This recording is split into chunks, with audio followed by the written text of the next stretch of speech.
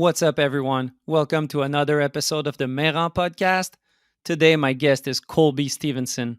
Colby is a skier from Park City, Utah. He first blew up on the scene starting with the 2014 Stept movie 10 and 2, followed by appearances in Good Company and Level 1 films. He also got great results in competitions. He shined in events like West Coast Sessions and in video content like the Slush Games. Despite some setbacks with major injuries, Colby kept going and eventually established himself as one of the top freeskiers in the world. It's been incredible to see Colby evolve in the past years, not only as a top-tier skier, but also as a person who shows great perseverance through the personal challenges he faced.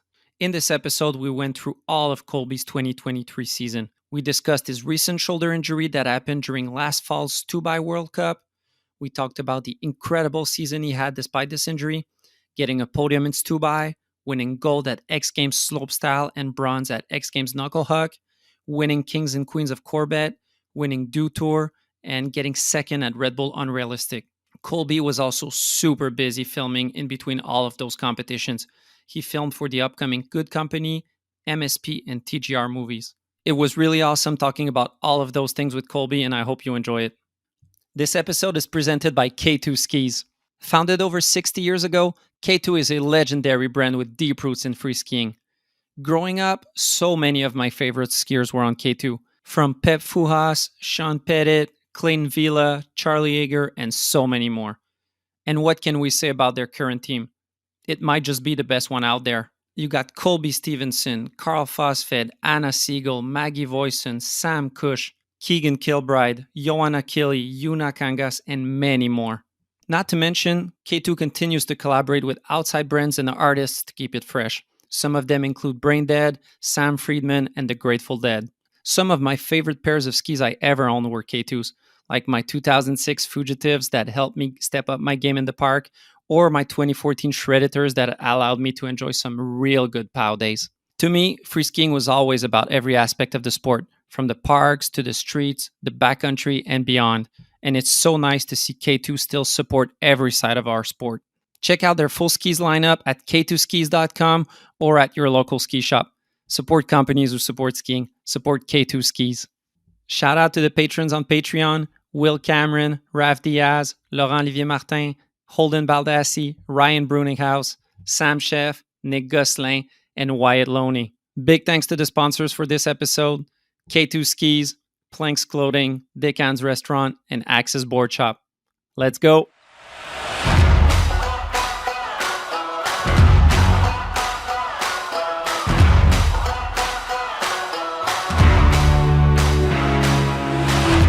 Mr. Colby Stevenson, welcome to the podcast. Hey, thanks for having me, man. I'm Yeah. excited to be here. Glad to have you on.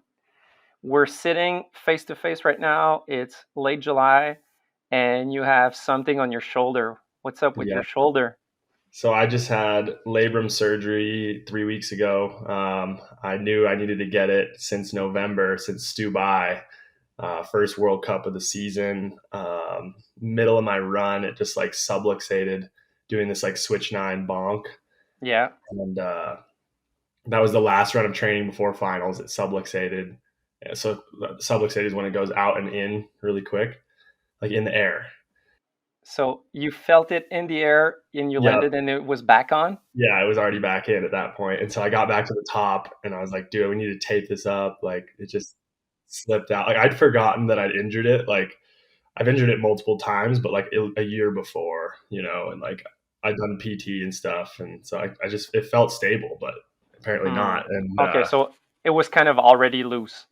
Yeah, it was already loose. My labrum was torn, and I just didn't really know how bad it was torn until after that. But yeah, then so we taped it up, and I did my first finals run, and it happened again on the same bonk, the switch 9 again. And I remember landing. There was 2 more rails after that, and I was just like, I better make this one count, and like landed it, and came third at that event. And was stoked that I was able to power through, but obviously it was like, damn, like, is my season even gonna be a thing now? Yeah. And got home, got an MRI, and they were like, oh, well, it's not urgent, you can power through it. And I was like, word. So I just wore like a brace all year, the Sully brace. We rarely hear about those stories. Like the most famous one to me was Wallish powering through for Yeah, the Sochi Olympics, dude, with and no ACL. yeah, with 4x9 Crazy. made a super good video. I think it was called Skier's Discretion, where you could see Yeah, the behind the scenes, him being heard, the physio, all of that. for But sure. I think that there's a maybe you tell me because you hang out, you've been in the scene for a while. How often is it that someone powers through? Because last point is, I think in a lot of professional sports, in a hockey and football, like in Yeah, football, they say like, "Yo, everyone's powering through." By the end of yeah. the season, like everyone's hurt. Like, how is it in skiing relating to that? I think that there's almost no one out there that isn't sore on some part of their body well during the season or injured. Um, I know just from my experience, like in 2022, I remember going into X Games 2022, like right before the Olympics, I was like, I didn't have a single pain on my body, and I was like, this is insane. Then after X Games week, I was so sore because it was like nothing but chucking in carcass and like so much skiing, and it was only a matter of time before you start feeling it with what we do, man. Like, because like we're going so big on these jumps too to get these bigger tricks around. Yeah, Like the jumps aren't in slopestyle courses. Historically, the jumps aren't big enough to do these like 1620s and stuff. So we have to go big, and yeah, it's taxing on your body. And I mean, we even travel with physical therapists, and we're stretching, we're eating right, sleeping right. It's just like you can only do so much to keep up with the yeah. impact. Is there a full-time physical therapist with you guys? We do have one. Yeah, he travels to all the World Cups with us. Yeah. Yeah, which is sweet. And but for me, it's mostly just like I have him with the Theragun. He just like Hmm. gets all the muscles. Like we can do like my whole body in like 20 minutes, opposed to like if you were just doing it by hand, it would take like an hour or at least. Yeah. Yeah. So that vibration really gets into the muscles and loosens things up. But yeah, man, this season I was powering through a lot of stuff. Like it wasn't just the shoulder either. What Uh, else? that was pretty crazy. And I had thumb surgery last summer because I fell skateboarding. Um, I didn't skate for like 2 years, like before the Olympics, because I was just like, I've had a history of injuries from skateboarding. So then I was all hyped to skate last summer. I bought a new deck and was like skating every day for a week, and then just like caught on a crack, like a crack that I've rolled over so many times at the skate park, and it just caught me that time, and I fell forward, and I was like still recovering from broken ribs from Tom Wallish's rail jam from Steel City Showdown. So I shouldn't have really been skating, but I was just like, I'll just go cruise. Anyway, when I fell, I was like trying to stop myself from like falling on my side where my ribs were. So I kind of put my hands out, and yeah, I fell on my thumb, which I dislocated when I was like 16. And like, so it has some damage in there. But yeah, I just fell and broke my thumb, and then I had to get surgery, and that never really healed that well. So I had that, and then oh my god, December it started snowing so much in the U.S. early on. Like we were ripping deep pow. Like November 30th, it was like over a meter of snow, like 4 feet of pow up in Guardsman, and then so we went out to Jackson Hole. Started December first week, up to like Mosquito Creek, where Travis Rice filmed a lot of his stuff, and a lot of people have filmed up there in recent years.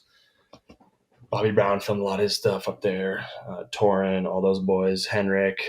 Um, but yeah, we were stepping to like, we were building jumps first week of December, stepping to like 30-foot cliffs. It was like 5 feet of pow on dirt. That was it. And I remember like stacked like two of my banger shots that you'll see in the Good Company movie. It's called Crescendo. But yeah, stacked those shots, and then we like teed up this cliff the day before. I like stepped out the lip, and we're like, oh, we better go look at it and see if there's light still, because it was in the afternoon. And I was like so written off at that point because I just seshed this jump and like took it a bunch of slams. I was so tired. Got two clips and was like, yeah, I'm done for the day. But we got back to this cliff and the light was sick, and we're like, damn, like my filmer, Justin Mayers, he helped film that trip. He's a local out there in Jackson. I was like, dude, I think this is the time. Like, you got to, like, because it looked like there was snow coming the next few days and we didn't know what it was going to be like. So anyway, I started hitting this thing. I was just trying to do a cork set, went way too big and just like exploded. And then I was like, oh, I might as well just go dub 10. Like, tried that a few times, like made a pretty big bomb hole. I didn't realize my bomb hole was going all the way to the dirt. And so on the I was like, all right, I'll go for one more and I'll just like try to go slower and land like up above my bomb holes where there's fresh snow. And I did exactly that. But when I landed, I was a little too far forward and just dove into my bomb hole like head first and scorpion. Like my neck went back, my back like arched.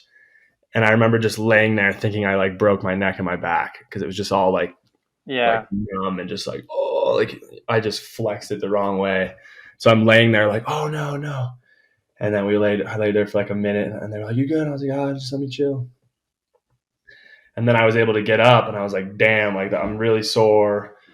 Might as well just, take a few days off. I'm pretty sure I fractured my back, my low back, but I was too scared to go to the doctor at that point because I was felt good enough to where I could power through. But if I'd gone to the doctor, then there was fractures, I definitely would have had to take time off. And so I went back 3 days later and got the clip. I was super hyped because it snowed, it refreshed and filled all the bomb holes in. And yeah, so that was the start to my film season. What was the diagnosis? Did you end up breaking something? I didn't go to the doctor ever. You never went? I couldn't arch my back the whole season. Like I couldn't lean back. I couldn't foam roll on my lower. Dude, it was so bad, bro. Did that bring you back to some street memories? Yeah, I mean, just face planting on some dirt. I got so wrecked when I used to ride street. I would always try to hit some like sketch spot and like just get wrecked like 10 times and then get the clip. And I was like, is this even worth it? Like, I'm down to hit some like mellow street, but man, I was never that good at like saving myself in the streets, Like, I feel like I'd be better off skiing without poles and like being able to, like Alex does. Like he always is like grabbing the like he's so good at saving himself. Like, that's what skaters get really good at. Like you learn how to fall, and that's like something I never really learned how to do. And now it's time for a first sponsor break. Decans is a family-owned fast food restaurant chain with 12 locations in the Montreal region.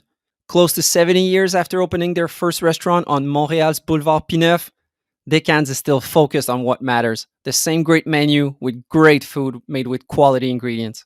I've said it, I'm a Decans super fan, and many people ask me what's my go-to. I have to say it's their famous Wally burger. A double cheeseburger with slices of pepperoni. It's so good. Decans is now selling their sauce in their restaurants and in many Metro grocery stores throughout Quebec. Plus, they've put a bunch of great recipes to go along with it on their website at decansauce.com. Also big news, their Saint-Jérôme location is reopened. Same location, brand new building. Go check them out when you pass by Saint-Jérôme. Support companies who support skiing. Support Decans restaurants.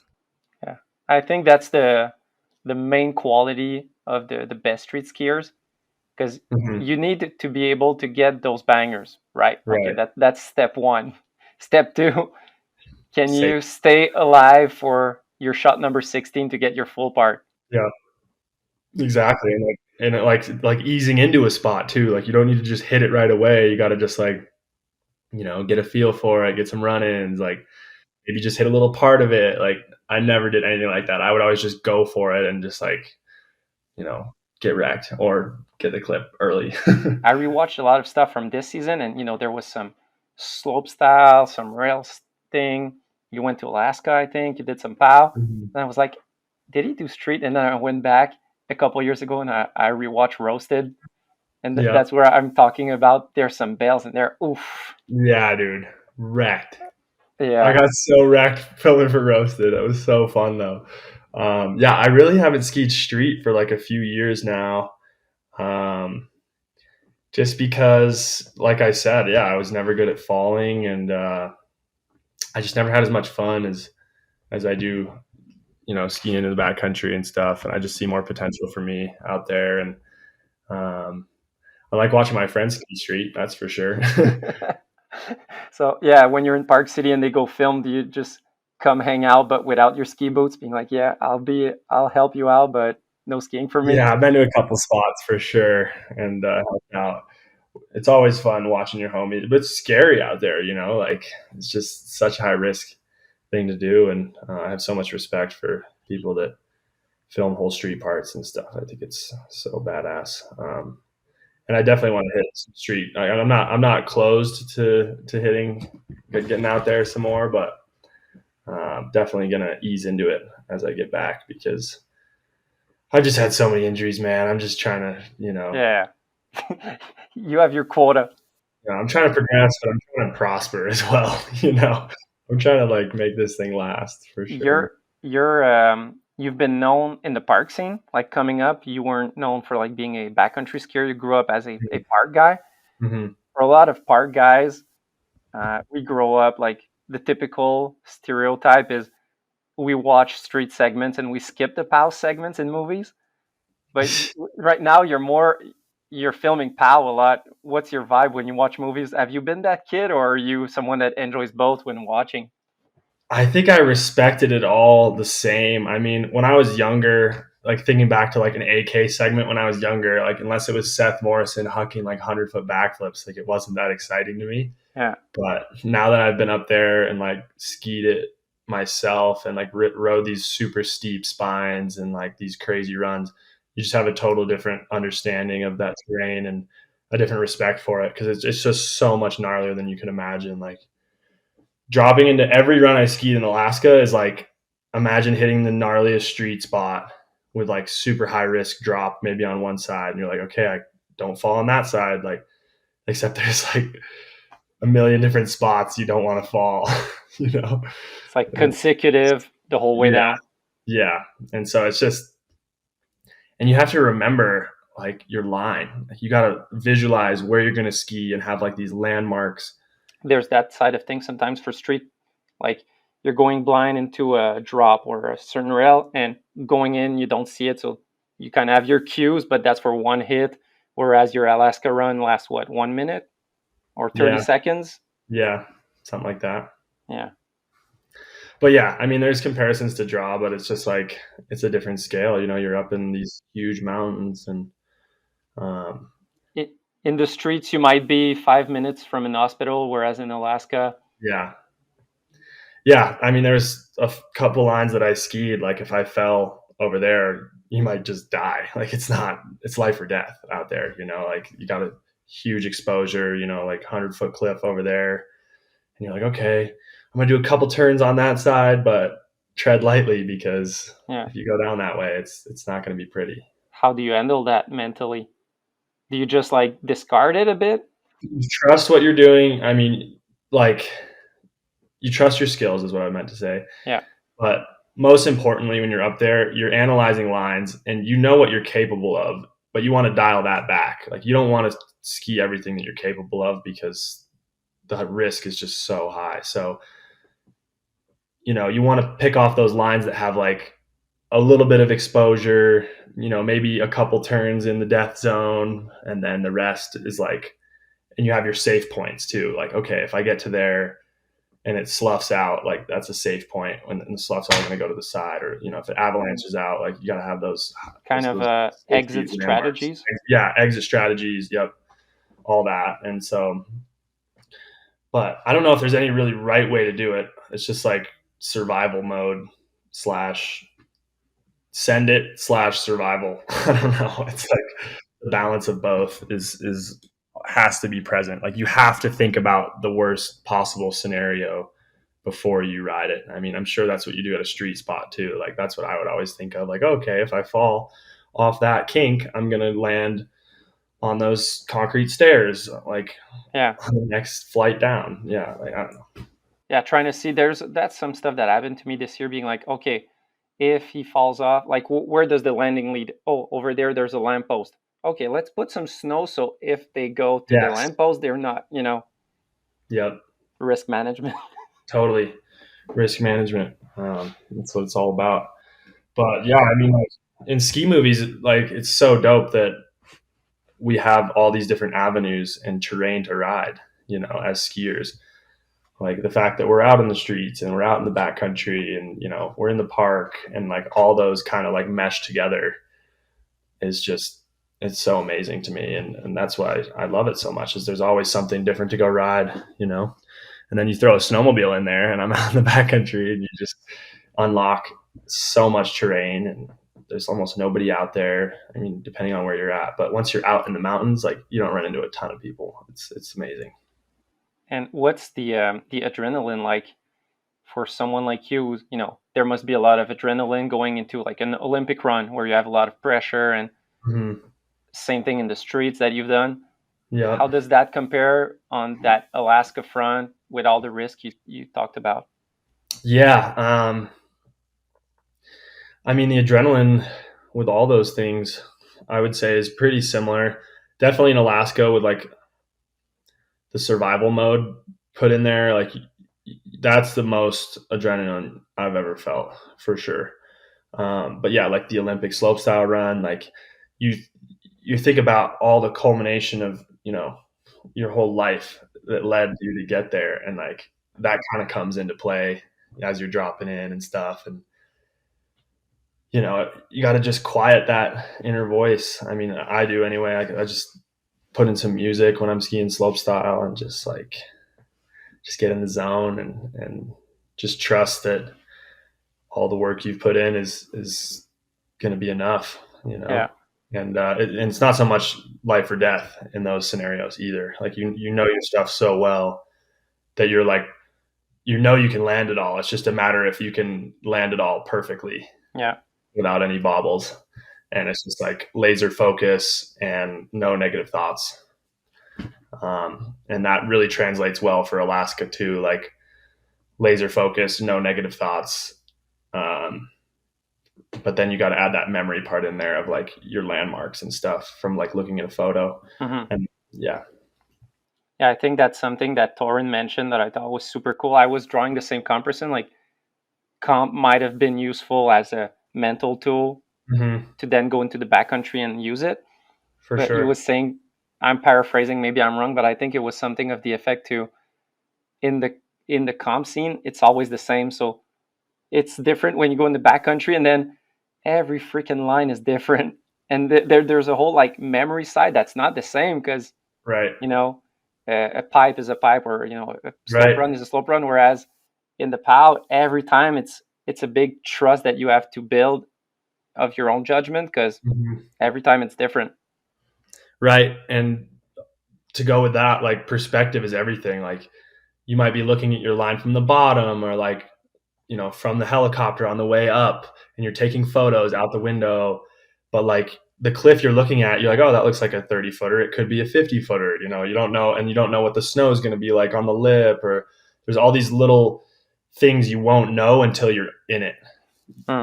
Like, you won't know all these fine details until you're on the go and like making those decisions. It's crazy. And now it's time for another sponsor break. Axis Board Shop has been dedicated to free skiing since its inception in 2002. At a time when some people and brands were still looking down on free skiing, Axis believed in it fully. After 20 years of supporting athletes, movies, competitions, events, and so much more, Axis is still going strong. Above all, Axis is a ski shop where you'll find everything you need for skiing, snowboarding, or skateboarding. Check them out in store in Saint-Sauveur or online at axisboutique.com. Support companies who support skiing. Support Axis Board Shop. And is there any evolution that has occurred in the last years for that type of thing? Like, do you guys use drone nowadays to go and scope it? Funny enough, like, they make these little mini drones now, the Mavic Minis. And I've never heard of anybody doing this just themselves, but like having the drone in your backpack and then like flying in and like getting a closer look at stuff. Yeah, one of our guides in Alaska was doing that. Like, I'd be like, yo, can you look at this hit right here? And I'd be like showing him on my phone like a photo of like, yeah, like, will you go down to that and see if that looks all good? And he would just like tell me or something.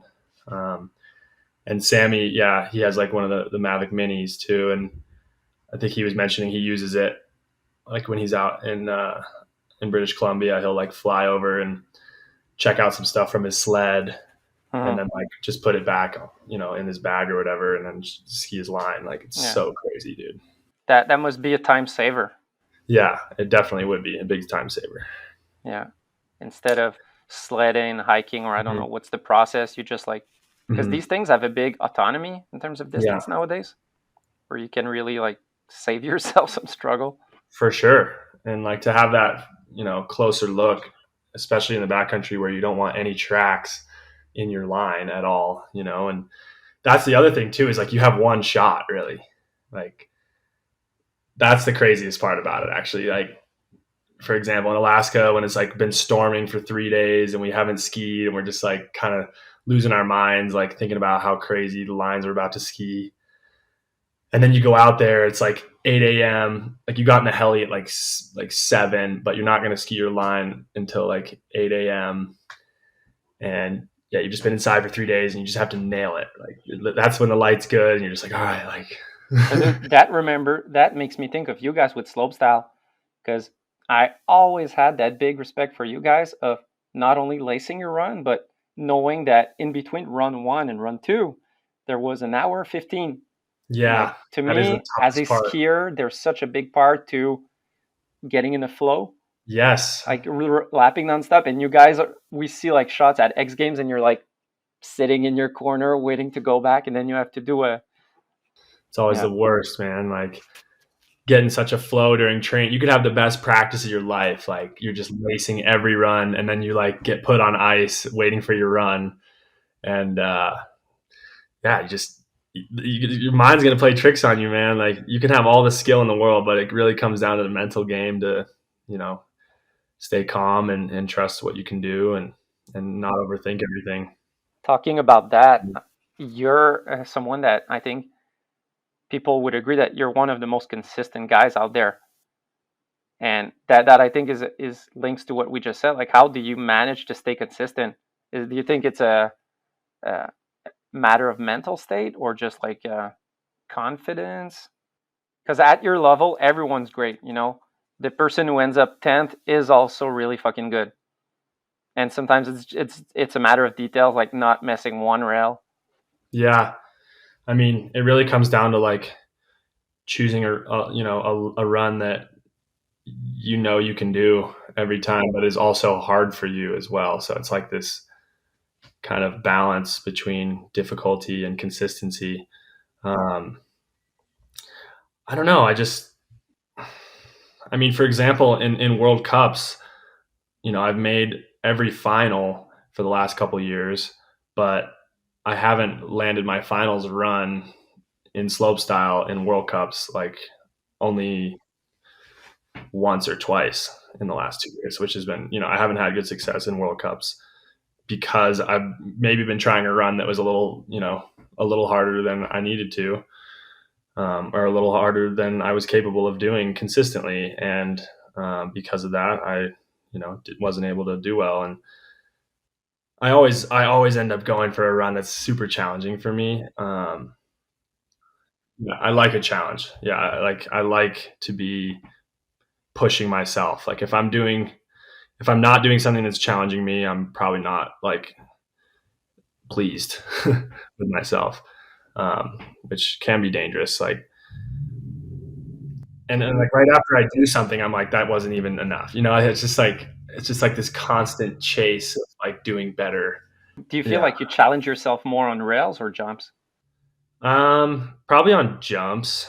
I mean, rails are just rails. Like they're just a lot smaller, and then jumps, like, I don't know, just spinning both ways, doing like these huge rotations and double corks and like having to grab your grabs the whole time. And I just think it's a lot more dangerous.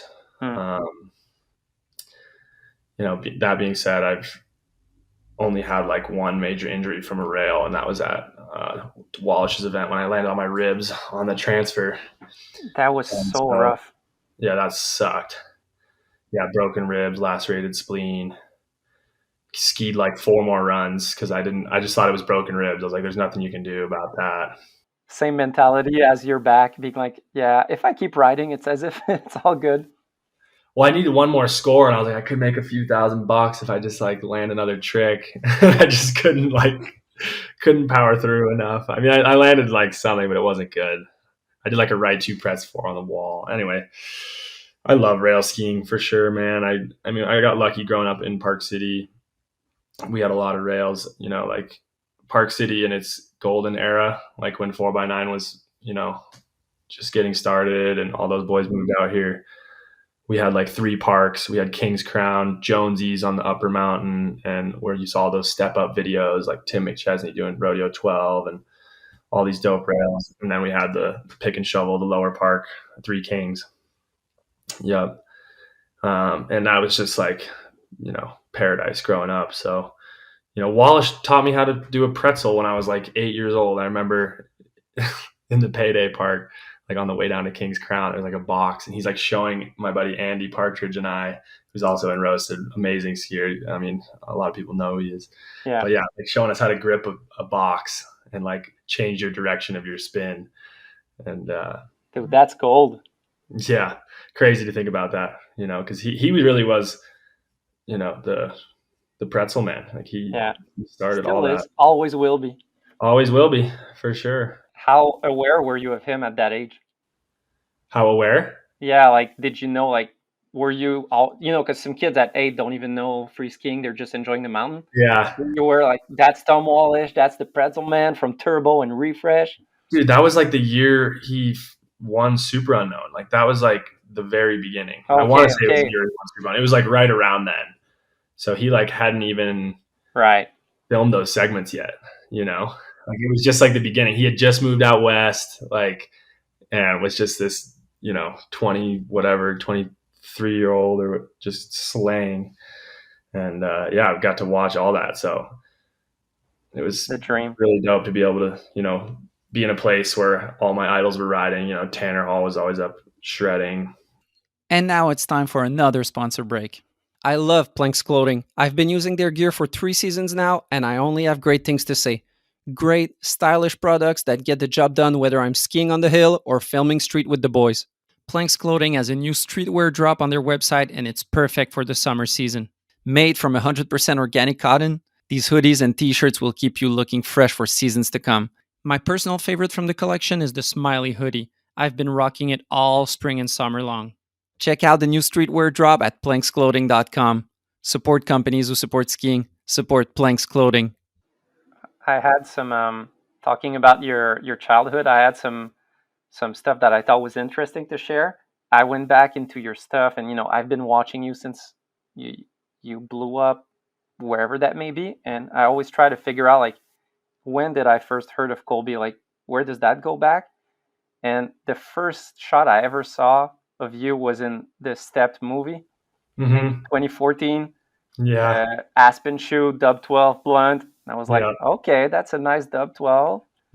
He's in a Stept movie. I need to remember that name. And indeed, we needed to remember that name. And the other one was a couple of years later at West Coast Session, where you had was it a 2-on switch up back 4 on a big flat down rail into an S rail.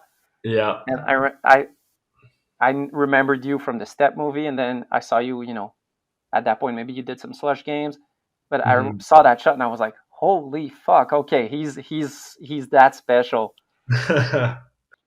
What is there any moments like this that you remember? Because I think that year at West Coast Session you won MVP or best trick, or you won both.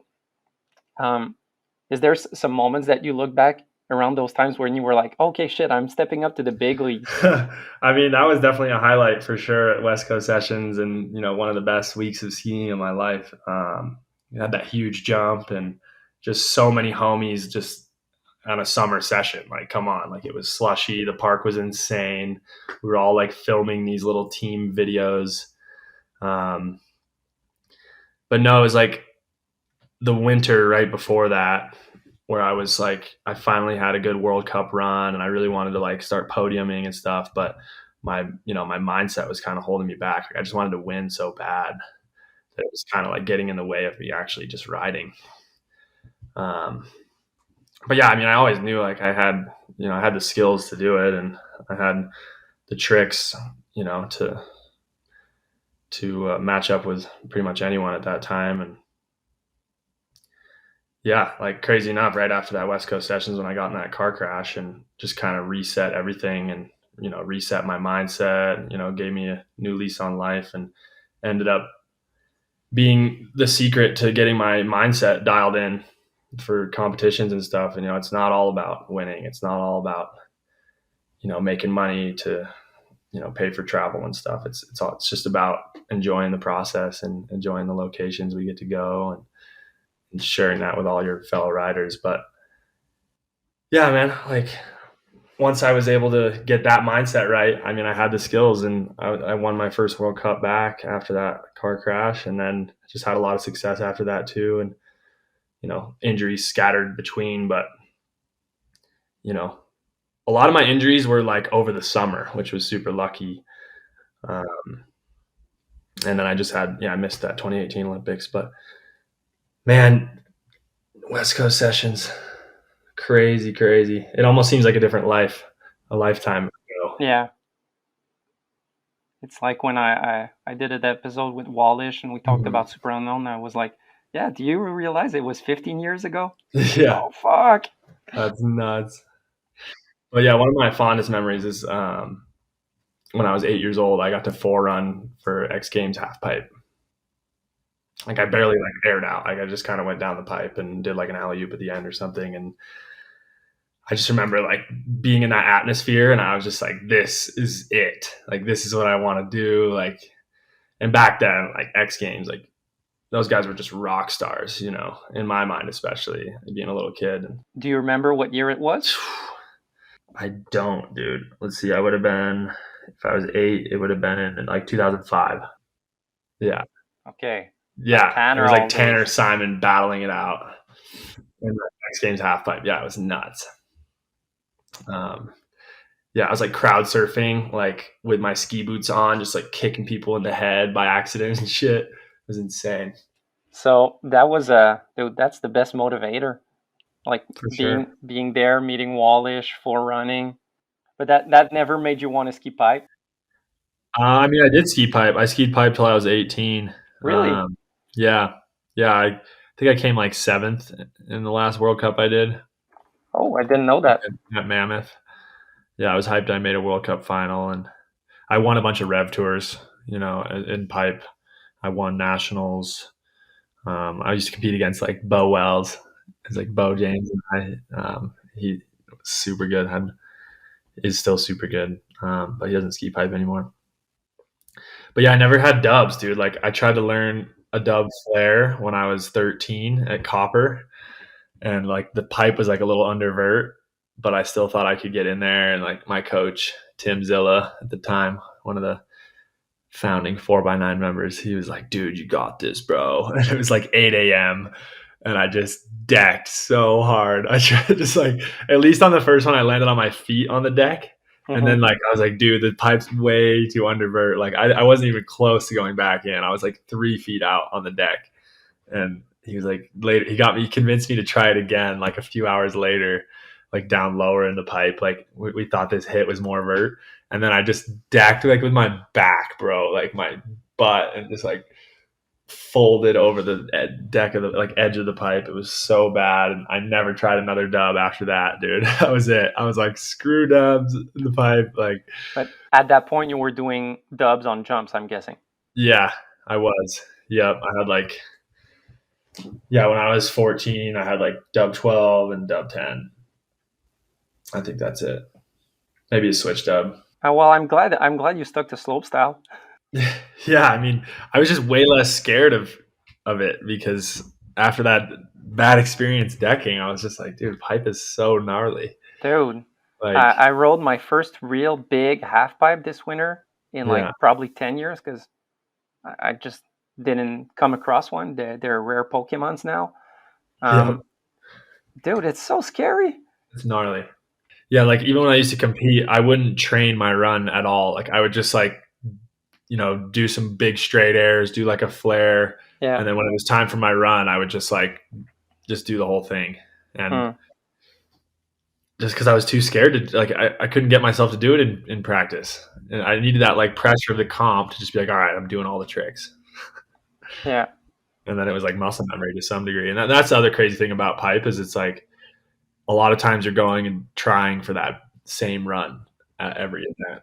And, you know, I don't think I've ever gone for the same run in a slope style because it's like there's different rails and the jumps are different. And, you know, I might do, you know, same jump trick, a couple jump tricks in there, but it's never in the same order. And I usually try to switch up the grabs. And the rail runs are always so different. And yeah, I'm just obsessed with that side of it. It's something that's more fun probably for you guys to, you know, spice it up a bit. But it's also something that requires you to be really good all around, because if you there you know there was a time around 2010 where you could still get away with that, like on the first rail you do a 270 on, and whatever comp comes, that'll be a trick. But nowadays it's no, if you do one easy rail trick, the judge is gonna be like, yep, that's like, it's not gonna cut it. Yeah, hopefully. I was rewatching, what is it, in Stubai, you were like doing right nose butt 4 prets too. You know, when that's a slope trick, it's like, fuck. I know, I'm so hyped I brought that into my run this year. Because like that trick's always been my hardest rail trick on that nose bud 4, and just to be dialing it in. And I was so hyped in Corbet, the Silva Plana World Cup, the last one of the year in March. I got the right nose bud 4 prets too, and then I did a nose bud dub 16 on the first jump. So just having like both way nose buds. Dude.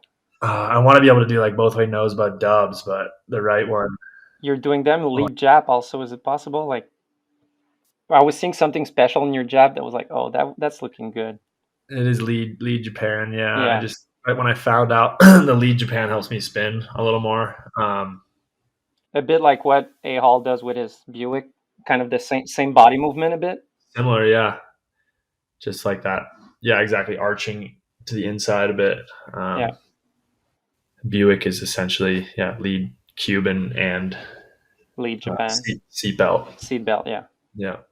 The first time I think I noticed, okay, now slopestyle is stepping up to a certain level is, I think it was the year Henrik won Big Air with his nose butt triple. Or somewhere around then. He also medaled in slopestyle, and his first trick was a nose butt 4 on Pretz 4. Yeah. I was like, was it really? Yeah. That's psycho. Dude. And like stomped. Super stomped. I was like, was that the same year Belmar did like 3 for 3, 4 Pretz 4s on the down? No. But that year Belmar on that same rail was doing a switch tails 4 on. Yeah. And on the huge down rail. Yeah. I remember that. I was like, damn, like he's really doing it in a slope run. So same year, Henrik podium, and he had a nose butt 4 Pretz 4, and Belmar got 4th with a run with a switch tails 4 on. I was like, okay, we're now moving on from the 270 on era. Yeah. We talked a bit about your season this year. I gotta say, I didn't say it up to now, but dude, congrats on one hell of a season. Thanks, man. You started in Stubai with a podium. Got first at X Games, and we'll get to talk about each one because they're all interesting. First X Games slope, third knuckle huck at X Games, first at Kings of Corbet, first at Do Tour, filmed with Good Company, filmed with Matchstick, third at Red Bull Infinite Lines, second at Red Bull Unrealistic. Dude. Yeah, that's a lot of stuff. Your sponsors must be happy.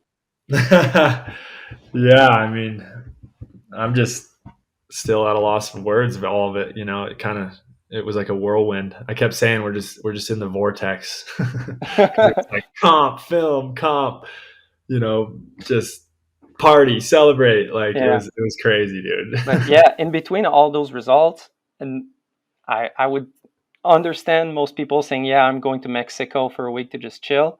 But it seemed like you took those times to like go film in Alaska with Matchstick. Yeah, there was literally not a moment of chilling besides 1 week actually in Park City when my body was like in pieces. Like I couldn't even hardly walk or like get out of bed. So like, okay, I better take a week off. Is that how you are? Are you like kind of hyperactive, cannot sit down, or was there something special this season? Dude, because it was snowed so much. Like if it's good conditions out there, like I cannot not go. like I have to be out there, like taking advantage, like even if it's just going out and getting POW shots, like. Or let's say there's no filmers. You're still going out there. Oh, we're gonna go out and like shred, and you know, if I'm too sore, we'll just like POW surf that day, snowmobile and POW surf. Like I won't even bring the skis, just go out and just vibe, and that's basically a recovery day. You know, Yeah. Like any day I'm not out like taking any impacts is like a recovery day. Mm-hmm. And it's probably a good mental health thing also, because for sure you're having a lot of stress with comps, and those times are like friendship times where you're just like having fun. Totally. Like a relaxed type of fun, maybe. Yeah. Different. And like that's how backcountry skiing is like all the time. Even when we're doing these like building these big jumps and stuff, it's like it's just bonding time with your homies, like, and being out there and just feeling blessed to like have these crazy conditions and like, you know, have this technology, have these snowmobiles out there and like, you know, have all the avalanche safety and like it's just there's so much that goes into it, and like you just feel so grateful the whole time. Even when I'm like stepping to these big tricks, I'm like, I know that's what I'm supposed to be doing, you know, and like this just feels right. Yeah, well, it really seems that like you have, as you just said, a calling for backcountry, for booters, for Yeah. you know, we talked a bit about having cat skills of landing on your feet in the streets. Oh yeah. Not. It seems like you have that in the POW. Yeah. I mean, definitely more than I have it in the street. But yeah, I often like, I get lucky and like land my trick pretty early on, usually sometimes first try, which is sweet because then there's less tracks in the landing. And do you adapt your skiing at all between park and POW? Meaning, it seems to me as we see a lot of bail shots in POW where 99.9% of the trick is done and it looks perfect. And then the person lands and eats shit. Yep. That's the hardest part about POW. So when you're in the middle of your trick, you have to be thinking about the landing and how strong you're going to be, especially landing switch. Whereas like in park, you don't have to think about the landing at all because it's just like smooth and it's always, you know, the same, being groomed or whatever. And so that's what like Mac forehand was just like kind of stepping into some backcountry stuff this year and got him out to some spots. And, you know, he's like the best jumper that I know. And, but then when it comes to landing, it's like, I was like, dude, you got to be thinking about that landing the whole time, like in the middle of the trick, like, okay, I'm going to be strong. I'm going to stomp this shit. Like, it's just a different mentality. Like really back to basics. Yeah. And really just thinking about like being strong. Yeah. Like you have to like almost clench your whole body when you're landing out there. And, you know, and then there's bomb holes that you create and like landing in those and trying to like navigate that gets crazy. Like when I was filming for Level 1 Romance a couple years ago, 2019, I think. That's the year of your incredible switch dub 12, right? Yeah. Yeah. We filmed 3 days with Level 1. It was 3 jumps in 3 days. And I did that dub 14, like over those rocks. Yeah. With 2 grabs. Mm-hmm. Because why not? 2 grabs. And then the next day was the switch dub 12. And then the next day after that was the switch right dub 12. And I just remember that first day with that dub 14 step down jump, like we'd already had our whole sesh. Like I did a dub 10 lead jab. A bunch of other homies were hitting it, John Brown, McCrae. And then there was like one little spot of landing left. And I was like, dude, I think I could do a dub 14, but I got to like aim over by those rocks kind of. And like, I knew I was spinning left, so I'd be drifting left, but all the rest of the landing was bomb hold out. And there was like this one patch that was like 10 feet wide probably. And then on the right of it, there was a rock. So I was pretty much aiming at the rock and I knew I would drift a little to the left, but like, it was completely blind. It was like you said, it was a step down. So I was like, I stood on the lip and like skied up it a few times to look at where the rock was. And then I was like, okay, I'm just going to aim at that rock and just drift a little left. Like, just like thinking back on that, like that was so stupid. Dude, that's good self-trust. But that was so stupid. Like, why would I ever risk something that crazy? Like if I had landed on that rock, like my leg. Stupid is pretty close to genius sometimes. That's the crazy thing about it, dude. We're just dancing right on this fine line of crazy and Because And I was filming with Matt Duff some street this year, and I have a spot in mind where there was that thought, okay, I need to aim there. I know that with that trick I drift a certain way, but it wasn't a good result. It was more of a face plant. and sometimes you got to roll the dice, man. Yeah. If you wanna win at the casino, you gotta play. So that dub 14 dub grab was one trick, one try on that It was certain. 3 tries. Okay. It was 3 tries, and yeah, all those 3 tries I landed in that patch. Getting back to your comp season, we talked at the beginning about Stubai, about getting injured mid tap, which is insane, and especially like on that kind of tap, kind of off. Yeah. Anyways, then That sucks. skiing some PAL, Mm-hmm. going into bomb holes. Yep, tomahawking through my bomb hole. And then you went to X Games and had a mellow weekend of 2 medals, including a gold. Yep. How was that going in with the back pain? That was maybe there, maybe not. I mean, yeah, that going in with the back pain, and that wasn't it either. Like right before X Games, there was the Locks World Cup. Okay. And the week before that, I was sledding out back here with my roommate, and we were racing on these little like sled bobs, like the little seat with the handles on the side. Anyway, he was in front of me, like kicking up snow, and then he stood up like mid-run down this, like, because I have a tubing park like right here. I live right at Woodward, and there's like a tubing park. Anyway, I ran into him, and he fell on my head. I got concussed, bro. Like I was just like repeating myself for like 30 minutes. Like it was bad. And that was a week before the Locks World Cup. And I was just like, and that was 2 weeks before X Games. I'm like, no way, dude. Like, are you kidding me? Like, I was so stupid. And so I just kind of took it easy. It was like, oh yeah, we'll see how Locks goes. Like, I'll just kind of ease into it. And then like by the time it was like training for that event, I didn't feel any concussion symptoms anymore. But, I still had my shoulder and I had my back, and I was just kind of like, I didn't tell anybody about my back. I was keeping it hush because I was just like, and I didn't tell him about the concussion either. I was like my own doctor, man. It's like, that was not what I would tell anybody to do. But like in that scenario, and like with my history of head injuries, like I'm a pretty good gauge of, how I'm feeling and stuff. And I definitely listened to that, and I wasn't going to push it if I wasn't feeling good. But, yeah, I just recovered pretty good in that week, and, eased into it in training, and then was like feeling really good.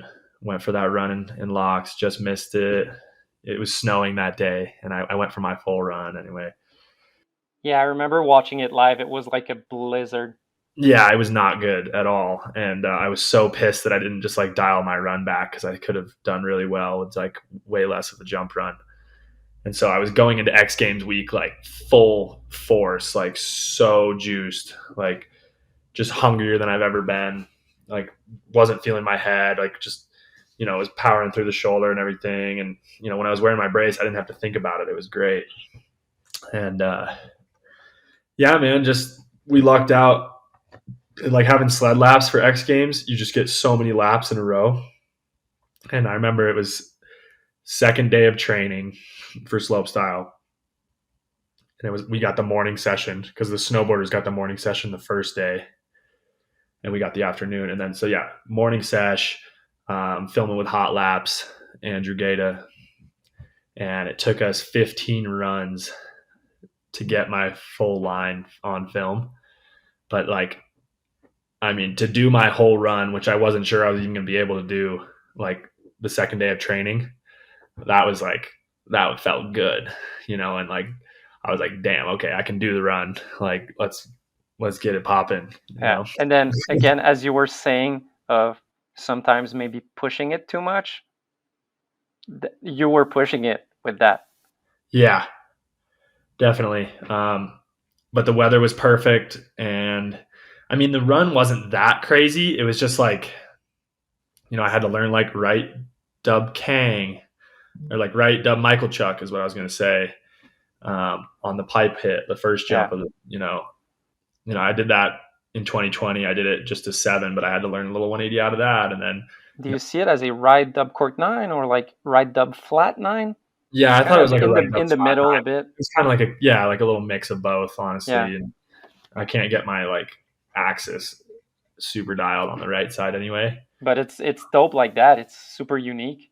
I was hyped to have that in there, and like, maybe I would have done a right dub 12, but I wanted to have that different axis in there, and the right dub 12 would be pretty hard for me on a pipe wall, because I like to mork my right corks, but yeah, and then like having the switch dub right after that, and having to like get the line perfect to like carve in for the switch dub on the pipe wall, and like switch dub 10, and I had upgrades to my run that I was gonna do for the final or for the comp, but then comp day ended up being really snowy at X Games too. Like almost all of our slope comps this year were bad weather, which sucked. But yeah, man, I lucked out having my run dialed, and I had like a fast line, and I did step up my rails like last second and did like my dream rail run for that line, which I was super hyped. I was able to do. You did a transfer on the first rail, back 3 swap, back 2.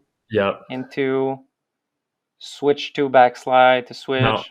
No, right 4 prets 2. Right 4 prets 2, and then the switch 2. And then, switch 2 backslide, and then switch right 2 backslide blind 2. Yeah. Yeah, I was hyped to have like both backslides like really quick back to back, and ABM style. ABM style for sure. Yeah. Well, that's who I think about, because like when he was one of the first to really like do a variety of backslides in his run. Yeah, and he had like his little Brebby backslide and that shit too. So what was the trick that you stepped up in there? It was the right 4 prets 2. I'm trying to think what I was doing before. I was doing, I think I was just doing like a right 2 to switch. Yeah, and I don't know why I didn't try the right 4 sooner, but then I was like going to bed the night before our last training session, and I was like, oh, I should do that. Good idea. Yeah. But yeah, as you were saying, it wasn't the best day. No, it was snowing. It was slow. Yeah. If I remember correctly, people had a hard time landing their runs. Maybe I'm mistaking it for other times, and then I saw you getting to the end, and that's the classic where I would have totally respected you, like seeing a dub 12, being like, it's hard to land a run. I just did a super good run. I'm going to like just land it. Yeah. And then you go to the end, dub 16, stale. Like, holy shit. Once you land that, it's like, okay, that's a podium run right there. Yeah. I mean, I was so hyped to land my first run. Like it wasn't perfect. And I only did a switch right dub 9 instead of my switch right dub 12 on the third jump. Just because I wanted to put a clean one down. And then Ferdy went right before me, and he actually went in first, which I didn't know, which was probably a good thing, because like I would have been like, oh shit, like I gotta like land one now, But I was like already in the start gate because I went right after him. So he went, and I heard people cheer, and I was like, oh lit, like he landed, and I just had my music in, and then I landed that run like pretty much a couple little bobbles in there, but got the switch right 12 and got the dub 16 at the bottom. Yeah. But I like those types of comps where the conditions aren't perfect. And again, I know that for you guys, it's not what you would choose, but yeah, there's something for us where it's like, sometimes you guys are just so good that like the difference people don't notice, but it's the difference. Whereas you did 3 different grabs, whereas the other one repeated a grab. And so there's details there. Whereas for viewers, it's really clear that you're doing hard tricks, but it's also survival mode a bit, just trying to get down. Totally. Yeah. I mean, and to just be able to have the confidence to do those tricks when the speed is just like, if you have any little bobble or any little ski, like your ski just shifts a little bit wrong, like you're not going to have speed to do these, to make the gap. And like we're doing our hardest tricks. You just have to trust that you're going to land perfect. And if you don't, you got to be able to make that call to not do it. Otherwise you end up like me in 2018 and you blow your shoulder out at Dew Tour. Yeah. I remember watching X Games through the years with friends that are less into freeskiing, and those things happen. And they're like, why didn't he hit the jump? And I'm like, oh, well, you see how it was just not perfect? Well, that's enough that he didn't have the speed. Yep. And that takes, experience to be able Yeah. to make those calls on the fly like that. Cause you only have like a matter of seconds Yeah. to know, and you're just going off feeling, and you got to make those split second decisions to survive, man. It's all about survival out there. We got to Yeah. make it through the season. You mentioned something cool about Ferdy. How much do you personally, or you guys in general, how much do you keep up track of where everyone's at during the comp versus just like staying in your own lane and like thinking about your own run? Yeah, I mean, there's definitely a balance there, and different people probably would like to know more than others. Like for me, I'm hyped if my friend, like if everyone's landing runs, that's sick. Mm-hmm. Like you always just have to focus on what you're gonna do, but it's like it's dope to be like, oh, like the vibes are high right now. Like people are Mm-hmm. landing runs. Like you definitely don't want to see anybody crashing. But like yeah, for me, for example, like if I wasn't first and then I got bumped to second and I was like about to go for my last run, I probably wouldn't want to see that. Whereas like some people would fuel off that. Yeah. Like I don't know. It is just like a mental strategy, and it's different for everyone. So I know for me, it's just like staying in the moment and not worrying about much and just, letting it flow. Because at your level, you know that whatever run you put together, if you land it cleanly, it's a Yeah, podium run. It's just a right. matter of getting it right. Totally. Yeah. And that's a great mindset to have. And I feel very lucky to be able to compete at a level where I feel like I can podium and do well, Yeah. and so if you can just trust that and let all the other outside factors kind of dissipate, that's when you're going to ski your best. And yeah, I don't know. And then there's people like Sean White. They go out there and like I have to win, and then they win. It's pretty. It's a little different, but it's the same end result. You just have to find out what works for you. Yeah. It made me think of that with what you said with Ferdy, mixed in with what we discussed about having an hour to sit down in between runs. Yeah. Which is like, that must be playing game because you got to focus on yourself. You're the one that's going to do your run, but also there's the television showing everything right beside you. Yeah, and like I'll like watch a run and then I'll like look away for the score or some shit. Really? Depending on the event. Like sometimes I'm like way more chill than that and like not stressing. But if I'm stressing, like yeah. You want to set yourself up mentally for the best outcome of your skiing, Yeah. But I mean, like it's dope. I'm like, even if I don't do well, I'm just hyped to be there. And like, that took a long time for me, being as competitive as I am, to take a loss and be hyped with how I rode. And like, instead of looking back on it, like, oh, I should have done this, I should have done that. Like, no, like I did everything I possibly could. And it just, it wasn't the right time. And that coming to that realization has brought me a lot more joy and like, and then I can actually celebrate my homies more too, like I'm not like,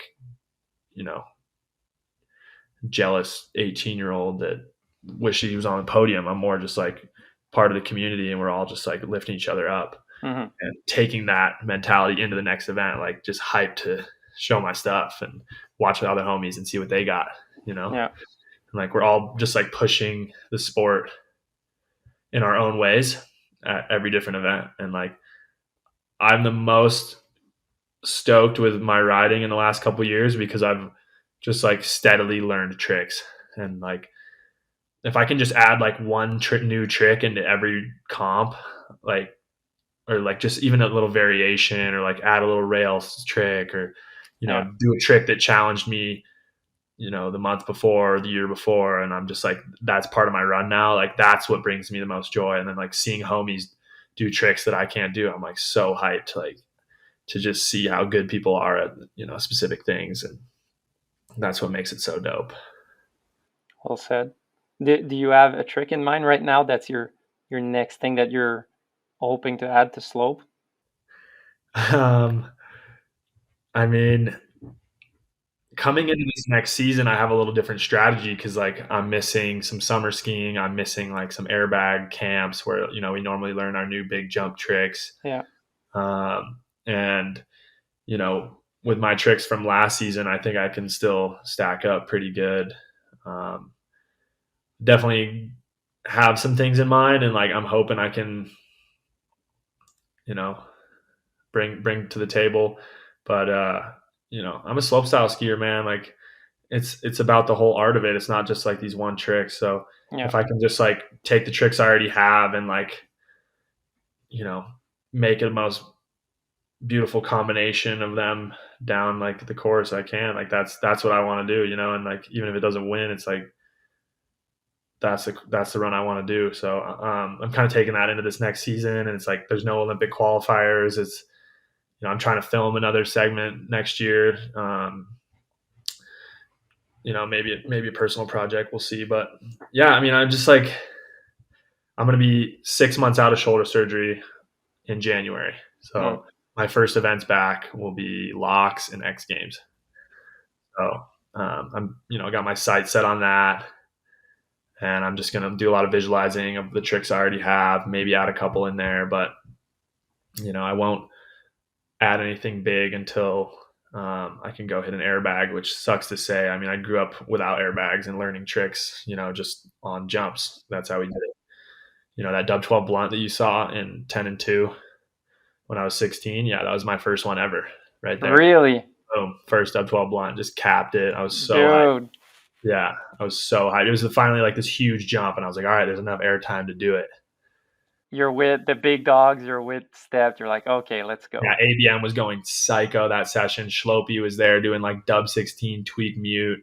Like we were all just, yeah, ABM was doing the craziest shit that session, dude. Like switched up bio 14s, like no one was doing that. And like he was doing like trip 12, and like also no one was doing that at that time. And it was just so crazy to be a part of that session. And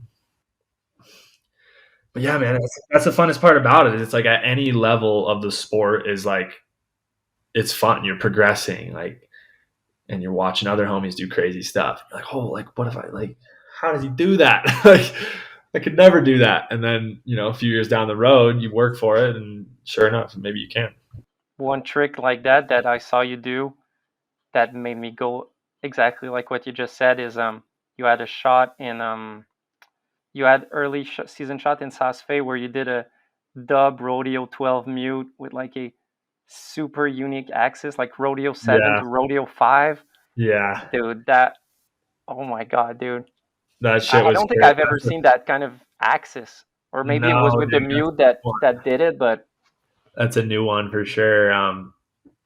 That's one of the scariest dubs I've done because it's completely blind. Like you're just like looking at the sky the whole time, it feels like, and then you come out and you're like sideways and like trying to stop your spin. Like I don't know if you've ever done a rodeo 5, but like when you learn a rodeo 5, like the way it comes around is so awkward, and especially when you're learning it unnatural. Like even now, like unnatural road 5, when you're coming around, it's like whoa, like you're like so off axis as you're coming into landing. Like you feel like you're gonna eat shit, but then you just put it down. And yeah, that's what that trick felt like. And yeah, that's one I really want to bring into slopestyle. Like I learned that trick.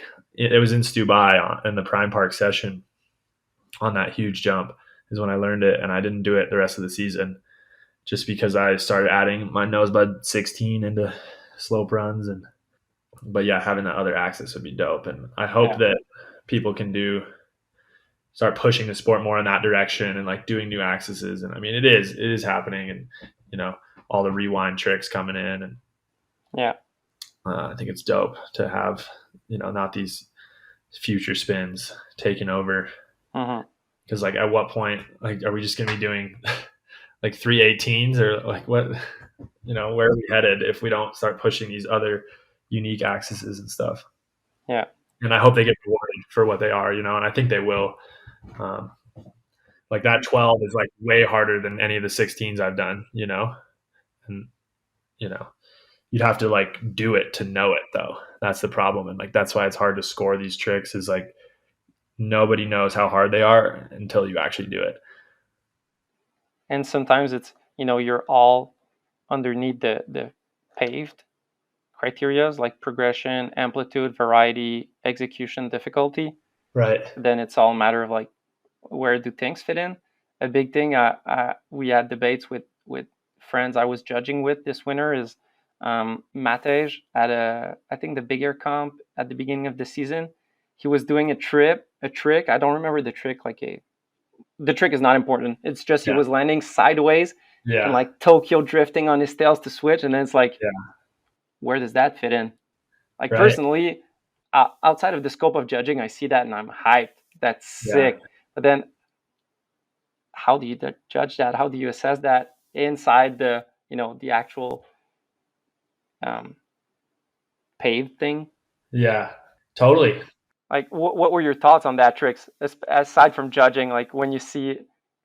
I thought it was sick. I mean, we need people like to push that side of the sport, like the sport. We need people to do unique things, and like you might not get scored right away, but that's how you start a movement. That's how you like make a statement. And it's so dope that Matej was doing that, and I'm pretty sure he got a good score for it.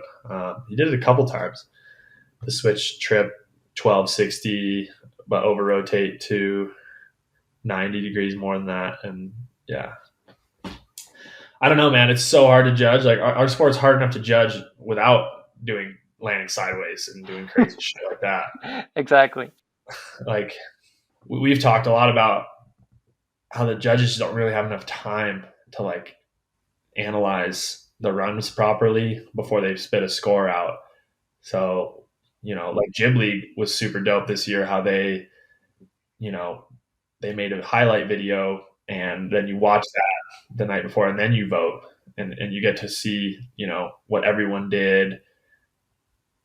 And it's not like this rushed score that you're putting out. And yeah, I judged a bunch of smaller comps this season, and I got better and better at, that's the part. It's not only judging, it's doing it in a short span because you need to keep the ball rolling. And a couple times I was with guys who did big comps and I was like, oh, that was quick. And they're like, dude, that was super long. Because in big comps, they have way more constraints of, let's say in small comps, we can take 2 minutes if we want. Yeah. In big comps, it's like, no, we have to do it in 20 seconds. There's a TV schedule and it's like, we got to be quick. And so there's that added that maybe people forget. And when you're from the outside, like 30 seconds can seem long, but when you're 6 people discussing and there's debates to be had, dude, that's short. Totally. I got so much respect for them by doing it this year. It's a hard job. Yeah. And it's like, it's one thing if there's like a clear winner, but what about, if 5 of the best guys land all their runs perfect? Like how the hell? It's so subjective at that point. And I was seeing the runs from the World Championships this year. Yeah. And it seemed like everyone landed bangers because I was seeing someone on Instagram post like they ended up 8th. And I was like, dude, how is that an 8th place run? Right. And I mean, yeah, I remember Hunter Henderson specifically landed like an insane run and got kind of screwed. But yeah, I mean, like you get screwed sometimes. Sometimes they hook you up. It's like, that's the craziest part about our sport. And that's what's tough about competing, dude. It's like, you could be this young dude, and the judges don't really know your name, and you put down the best run, and if they knew who you were, you'd probably get 5 points higher or whatever. It's just like, but that's not always the case. But I've seen that in the past for sure, and it's definitely gotten a lot better. And they're doing really good though. It's such a hard job. I can't even imagine. And we're really grateful to have those guys. I mean, they don't really get paid enough. That's another thing too. Is like, if we want them, dude, the pay is close to nothing.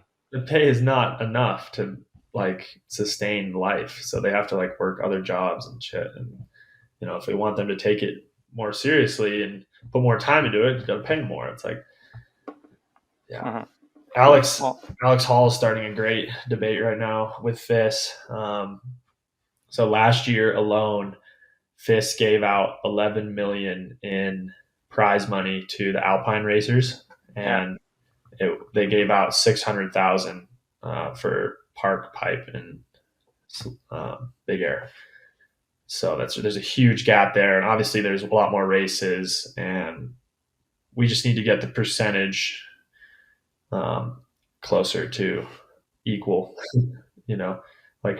Number of skiers in each one, and we only have like 7 World Cups, I think, for slopestyle, and they've got like 20 something races with 4 different disciplines in each one, or whatever it is. So would the goal be to have more comps or more cash No, I think prize, just or more both? prize money. I think just like more prize money. We're getting paid next to nothing compared to them, and they pay out to 30th place. We pay out to 10th, and I think 10th gets like a few $100. Yeah, which doesn't even cover a part of the blink ticket. It's like No, and like the only way to break even on a World Cup is if you podium. Like if you get third, I think you like break even on the trip. But and like that just doesn't. It's not sustainable. It's not going to keep people doing our sport. It's not going to allow this like wave of athletes to come in and get to the world like winning level. Because it's also the choice of competing full time on the World Cup also has its downside, where you're not spending time doing edits or movies. Right. That could help you get sponsors, that would help you get money. Sometimes, Totally. Guys like you and Alex have you're special and you do it, and that's why you are who you are. But there's a lot of people who kind of are stuck on trying to make a name for themselves on the World Cup, only doing that. So totally. Not this. Anyways, So that's why we're trying to get like more equal to racing, because some of these race guys that have never podiumed are making like $40,000 a year just because they're like stacking up in the top 15 and every comp, whatever. I mean, it's hard to compare it to racing, but like if it does suck that it's all FIS and then the pay is so different. And I'd be curious, because I'm sure racing is a much bigger business than free skiing, just in terms of sales worldwide. But I'd be curious into what amount exactly. Yeah, totally. And like they have these big TV rights for the racers and stuff, and that's why they get a lot of viewers. They have a lot of people that want to watch it, first of all, so they have all these TV rights, but we don't have that. Like if we could get more TV rights, we'd have more fan base. Yeah, it's always a fan base. It's just in French, la poule ou l'œuf. Do you have that also in English? The roost or the egg? The rooster or the egg? Well, like which one comes first? How do you get viewers if you don't have TV showing? How do you? Right. But you don't have TV showing because you don't have viewers. But like, yeah, totally. And no, I'm proud, really proud. Alex is like putting his foot down and like writing up some stuff and gonna start the conversation. Yeah, you need those big guys to do it, because it's not as if the guy who's 40th in the world is in a position to like have leverage there. Totally. That's what's so magic about filming too, is like you create something that is totally your own and there's no one judging it. It's like, well, everyone is, but also it doesn't matter. Right. Like you love it, you hate it. Yeah. That's kind of at the end of the day, it's like, are you stoked on the product you're doing? Are you happy to share it? That's all that matters. That's all that matters. Totally. And that's the beauty of it. And because on the same movie, you'll get someone saying like, "Oh, I love this song," and then someone saying, "I hate this song." So it's like, yeah. At the end of the day, do you enjoy it? That's it. That's all. So yeah, we talked about X Games, and then Mammoth was the next week, like right after, and I like missed one grab in my finals run, like switch right 14. I like was like my hand was touching my ski, but it wasn't over the edge. It was like on the top sheet. And they like replayed it like 10 times, and they were like, "You didn't grab it." And I fully thought it was going to count because my hand was on the ski. Yeah. Everything else in the run was perfect. And you talked to judges, and that was. I talked to them after, and they were like, "Yeah, we watched it in slow mo like fucking 10 times," and I was like, "No way!" I didn't know they could do replays. Yeah. They didn't used to be able to do that. They didn't used to get slow mo replay. They used to just get the first impression, and that was it. But I guess with the level of detail you're at, that's a good thing also. No, it's a great thing. Like you got to be grabbing your grabs. And so then I was hungry going into Corbett's was that next week. And I don't know, I'm not that hungry actually. I was just kind of like in survival mode because that was a crazy contest. Dude, tell me about that. Because I'm not the biggest POW fan. Not that I hate it. It's just, I'm more looking forward to street stuff, park For stuff. sure. For But sure. I know Corbett. I know it's legendary. I've seen the shots. Yeah. It's, they're doing a comp there year after year because it's unique, it's legendary. Mm-hmm. Did you do it in the past, or was it your first time? No, I never did it in the past, and I never really wanted to. Just after watching videos, it looked, Too gnarly. a lot of impact. I don't know. It's just not. And if the conditions aren't good, like you definitely don't want to do it. Mm-hmm.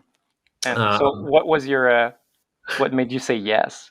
Funny enough, when I was on that film trip in December in Jackson, we were at dinner, Teton Thai, and one of the organizers, the event organizers, was there and was like, "Yo, like," I was like, "Nice to meet you, Patrick." He said, "Yeah, like, what are the odds you come to Kings and Queens?" And I was like, like, 69% chance." No, I was just kind of messing around, and he was like, "Well, I'll buy all your guys dinner right now if you say you'll come." And I was like, "All right, like, I'll say I'll come, but like," and he's like, "You can come, and like, if the conditions aren't good, you don't even have to do it. You can get a free hotel for the week." Like he buttered it up real nice, and I was like, "Oh, that sounds pretty good," because then we could just come out and film too. I knew we were going to bring the sleds out. So I totally was not planning on doing it. Like I would not have vouched to go do that because I knew it would be more valuable to be in the backcountry, or I thought it would be more valuable to like save myself for filming. Get some shots. Anyway, yeah, my roommate grabbed my truck and my sled and drove it out to Jackson. I flew in straight from Mammoth. So yeah, I had my POW skis and everything in the truck, and we got lucky with conditions. And first day of the weather window, we did the comp. So I showed up like a day late, missed the like the drawing of who dropped in. I dropped like at the end because someone drew for me, and I just got unlucky. I was dropping 23rd out of 25. Yeah. And I was so bummed about that because like it was fresh POW. And obviously the earlier you go, the softer the landing. But then it ended up being good that I dropped late because I got to watch everybody go. And like a lot of people were going way too big and just like exploding, like tomahawking. And I just kind of sat there. I was going to do a switch dub, like first hit. But then I was like, I should probably just do a switch 5 and like just put out a clean run, and then I'll go for the switch dub. And that's exactly what I did. Yeah, I just did like switch 5 and then like backflip in the middle and dub 10 at the bottom, and it felt good to land one. And I was hyped, but like I knew I was there to do the switch dub, so I got up there and not a lot of people were landing, dude. I swear, like I saw the least amount of landed runs this year than I did any of the other years, like when I watched on video. But I don't know what it was. Like people were just going bigger than normal and just couldn't take the impact.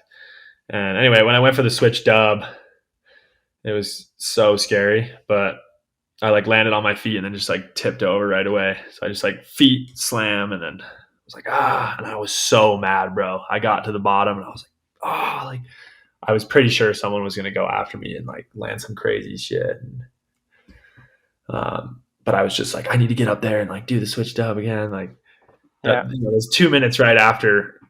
Anytime you're trying something crazy, like you want to get back up there and do it, and then you get back to the top and you're like, oh man, like this is crazy again.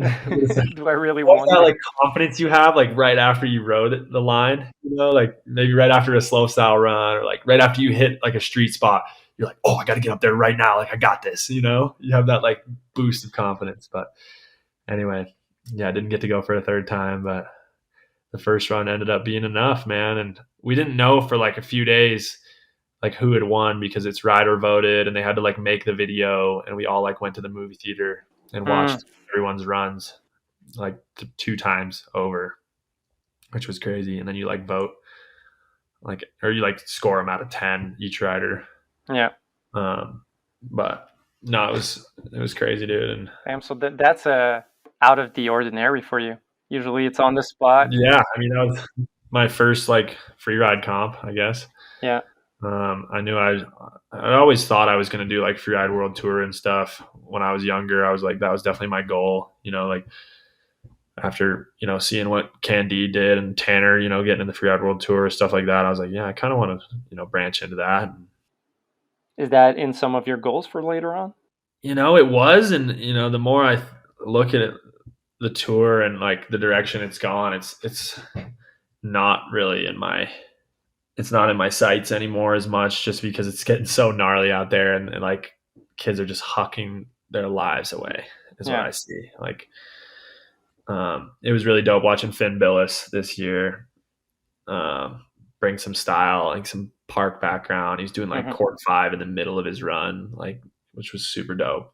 And I fuck with that a lot, but I don't know, man. I just like, I'm getting older, and I see where I can excel in the backcountry, and I don't know if it's in the Freeride World Tour, but it would be super dope to drop in and do like one of the nice stops with good conditions. But that's the thing, is like I don't want to ski in crap conditions and huck cliffs onto gnarly, like. Yeah.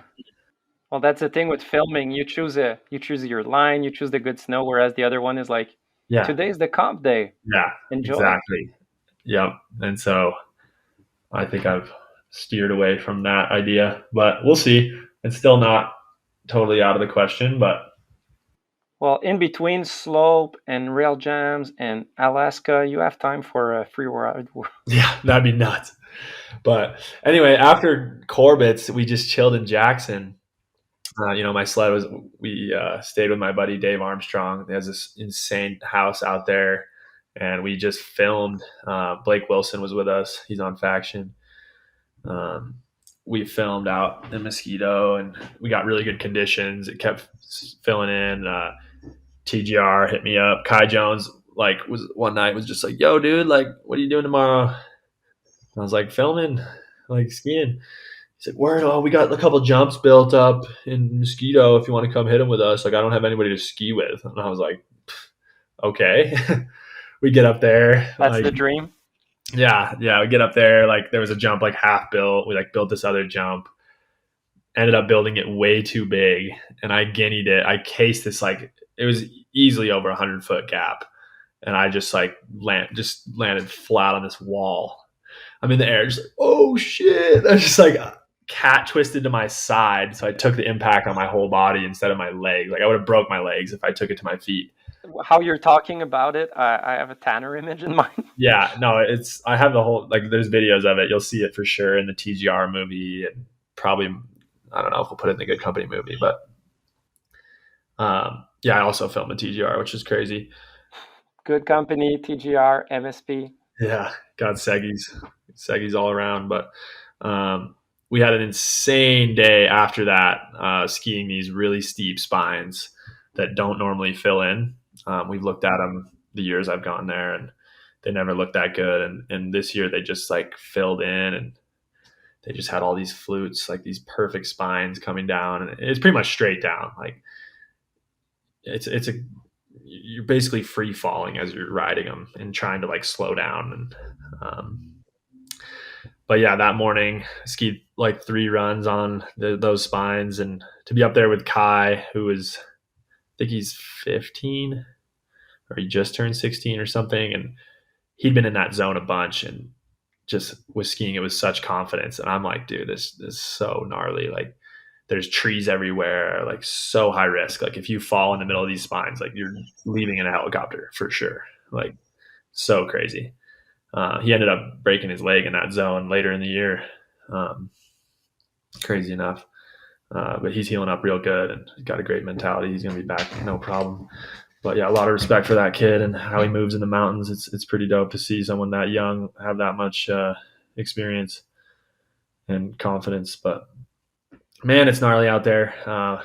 Anyway, one of the runs I skied, I submitted for the GoPro $1 Million Challenge, and I won. I got in that video, which was sick this year. I kept it kind of hush because I didn't want people to see my line, as I wanted to see on the big screen. not really in the highlight video for GoPro, but I submitted it anyway because I thought I had a good chance. And so they pay out $1 million? no, so they pay out $1 million.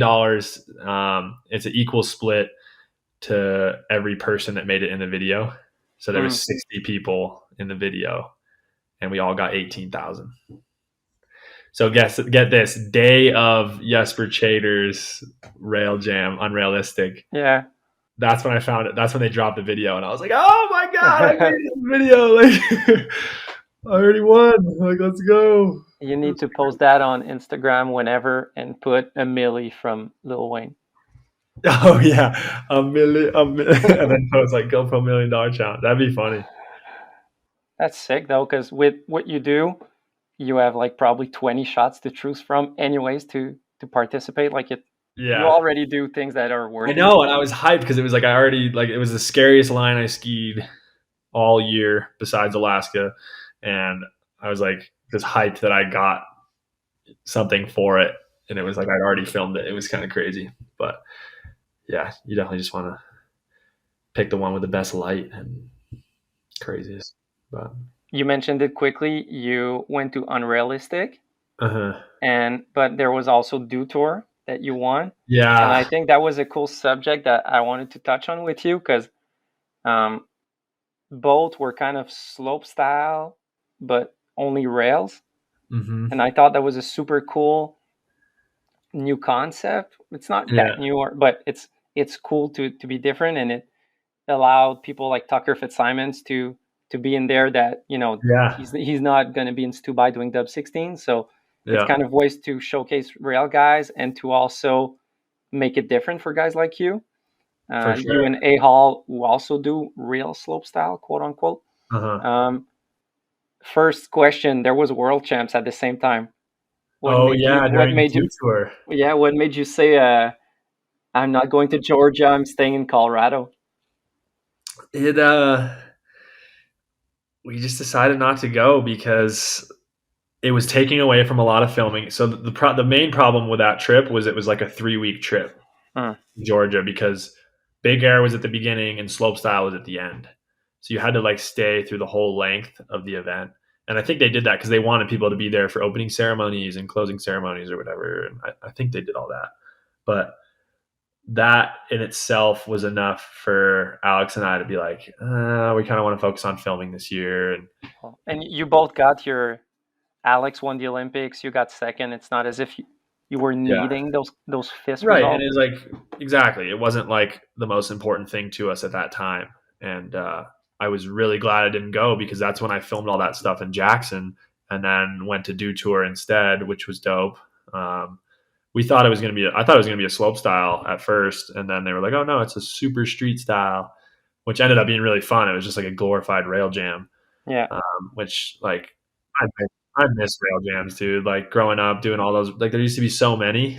And it's, it's just such a fun thing to do. You hike, you watch everyone, like everyone's pushing themselves. It gets kind of crazy. It gets gnarly. I never saw a rail jam. In Do Tour, there was 4 consecutive rails, right? Yep. I never saw that much. It's a real run. It was really like slope style oriented, which, catered to my style of riding, obviously. How was it, the whole experience? Because it was a rail slope style, which is unusual. Then it was also a weird format where there was head-to-head, multiple head-to-heads. Like you maybe had 3 or 4 rounds total. The format was crazy, actually. Yeah, I kind of forgot about that. It was like, the first round was a seeding round.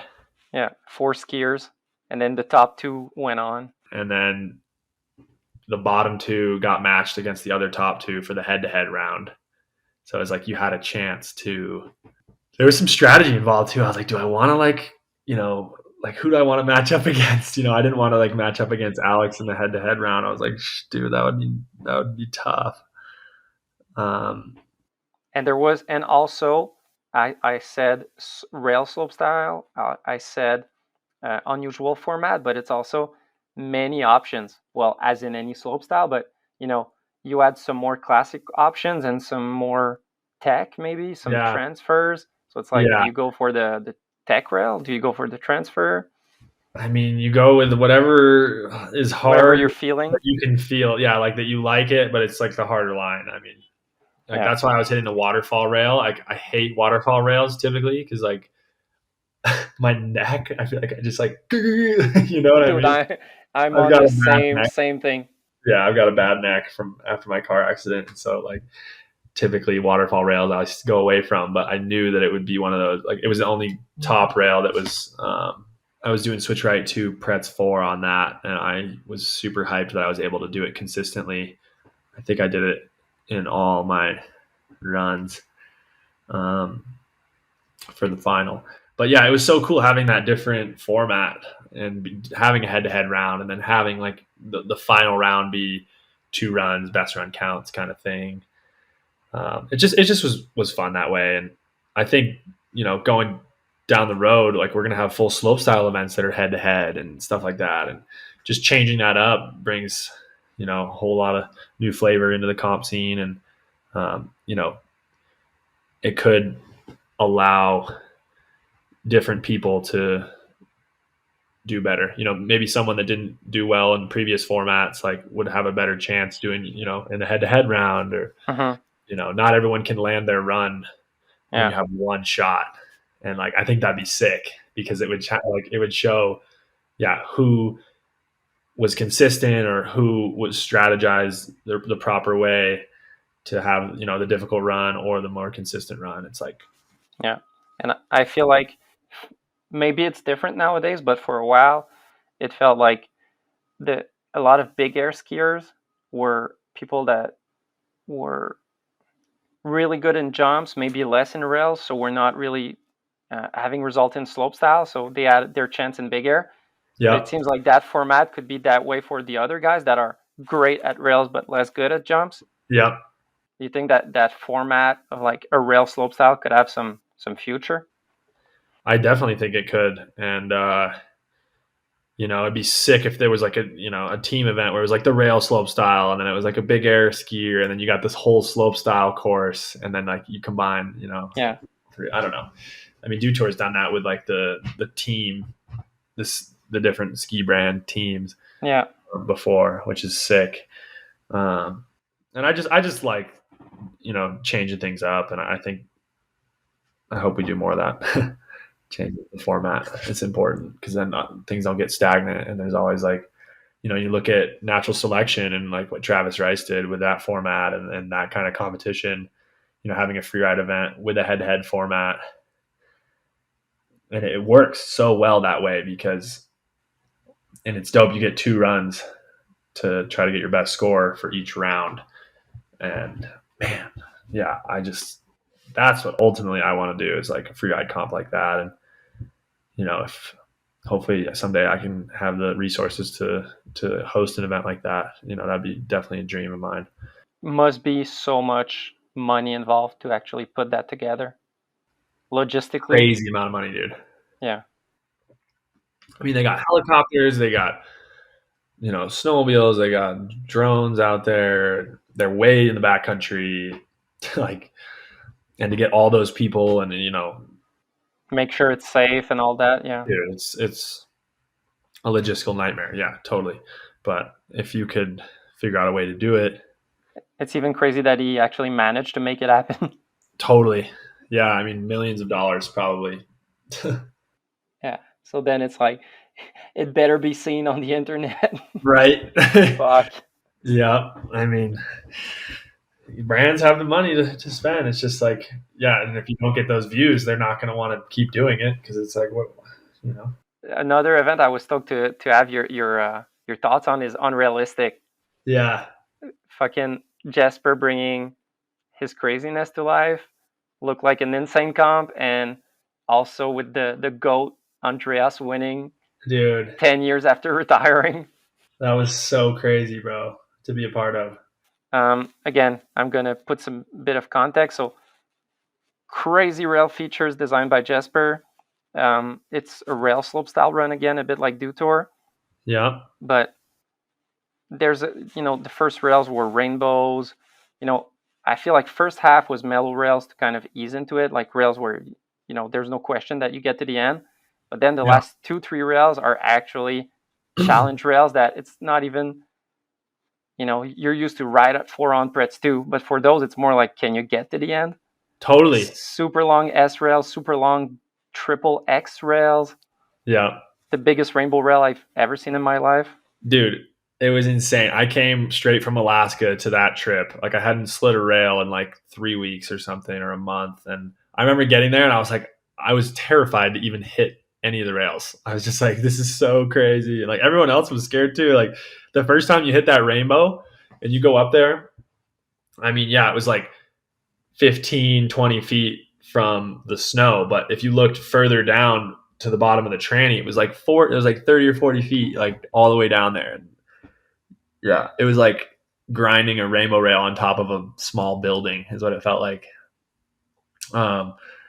But then, yeah, we had those like couple days where we just hiked and like started getting used to the stuff, and and you just feed off everyone's energy. Like all the best rail skiers were there, and man, it was so cool to be a part of. And yeah, all the rails slid really well, which was a confidence booster. Like having sticky rails is pretty scary. But yeah, they all slid really well, and Jesper was doing crazy stuff the whole time, which would like motivate you. Oh, he can do that. I can do like half that. Like, I can like, step to my trick on this S rail if he's doing a flip onto that one.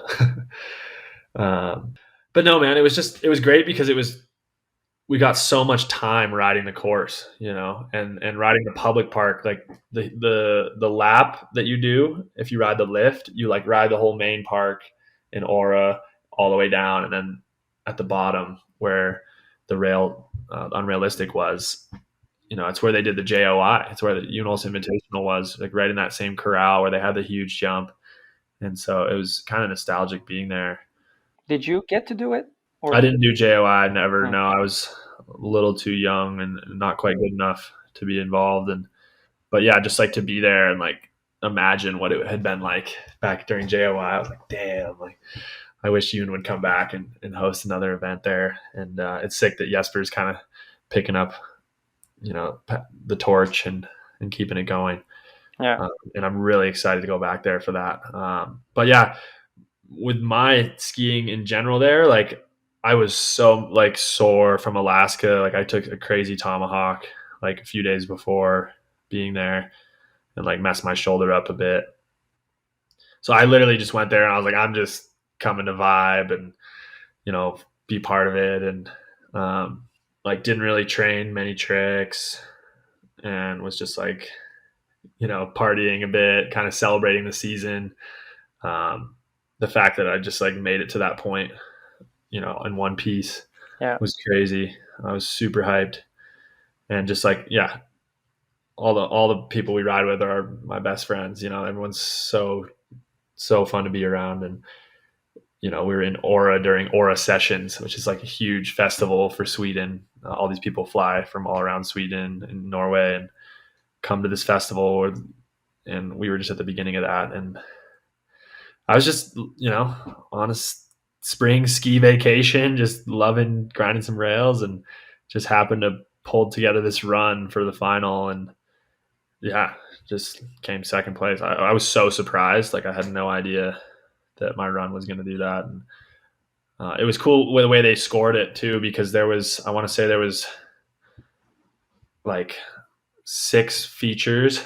I think you could hit like 7 or 8, but you were only scored, like they were cut into sections, and you were scored on 3 sections out of like 5 sections, I think. So you were able to land a couple tricks, and if you fell on a section, like it didn't matter, like as long as you had 3 sections of scores adding up, like that's all that mattered. And I thought that was super cool. I even did like 2 reverts in my run. Like they said, reverts didn't matter because it was like section to section. I was like, all right, I'll just do some reverts. Like, why not? For all those comps where you can't. Yeah, exactly. I was like, screw it. I'll just do my favorite tricks, and yeah, that'll be that.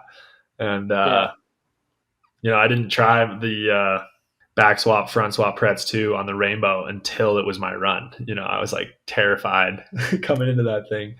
and it just worked so well. I mean, it's not that crazy of a trick, but just on a feature that big, it was like, whoa. Yeah, you don't want to nut yourself on that. No, you don't.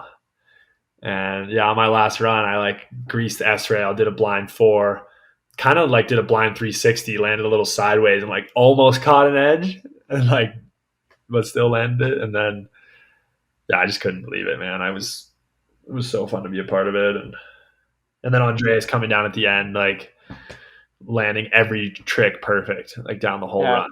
It was just like, what?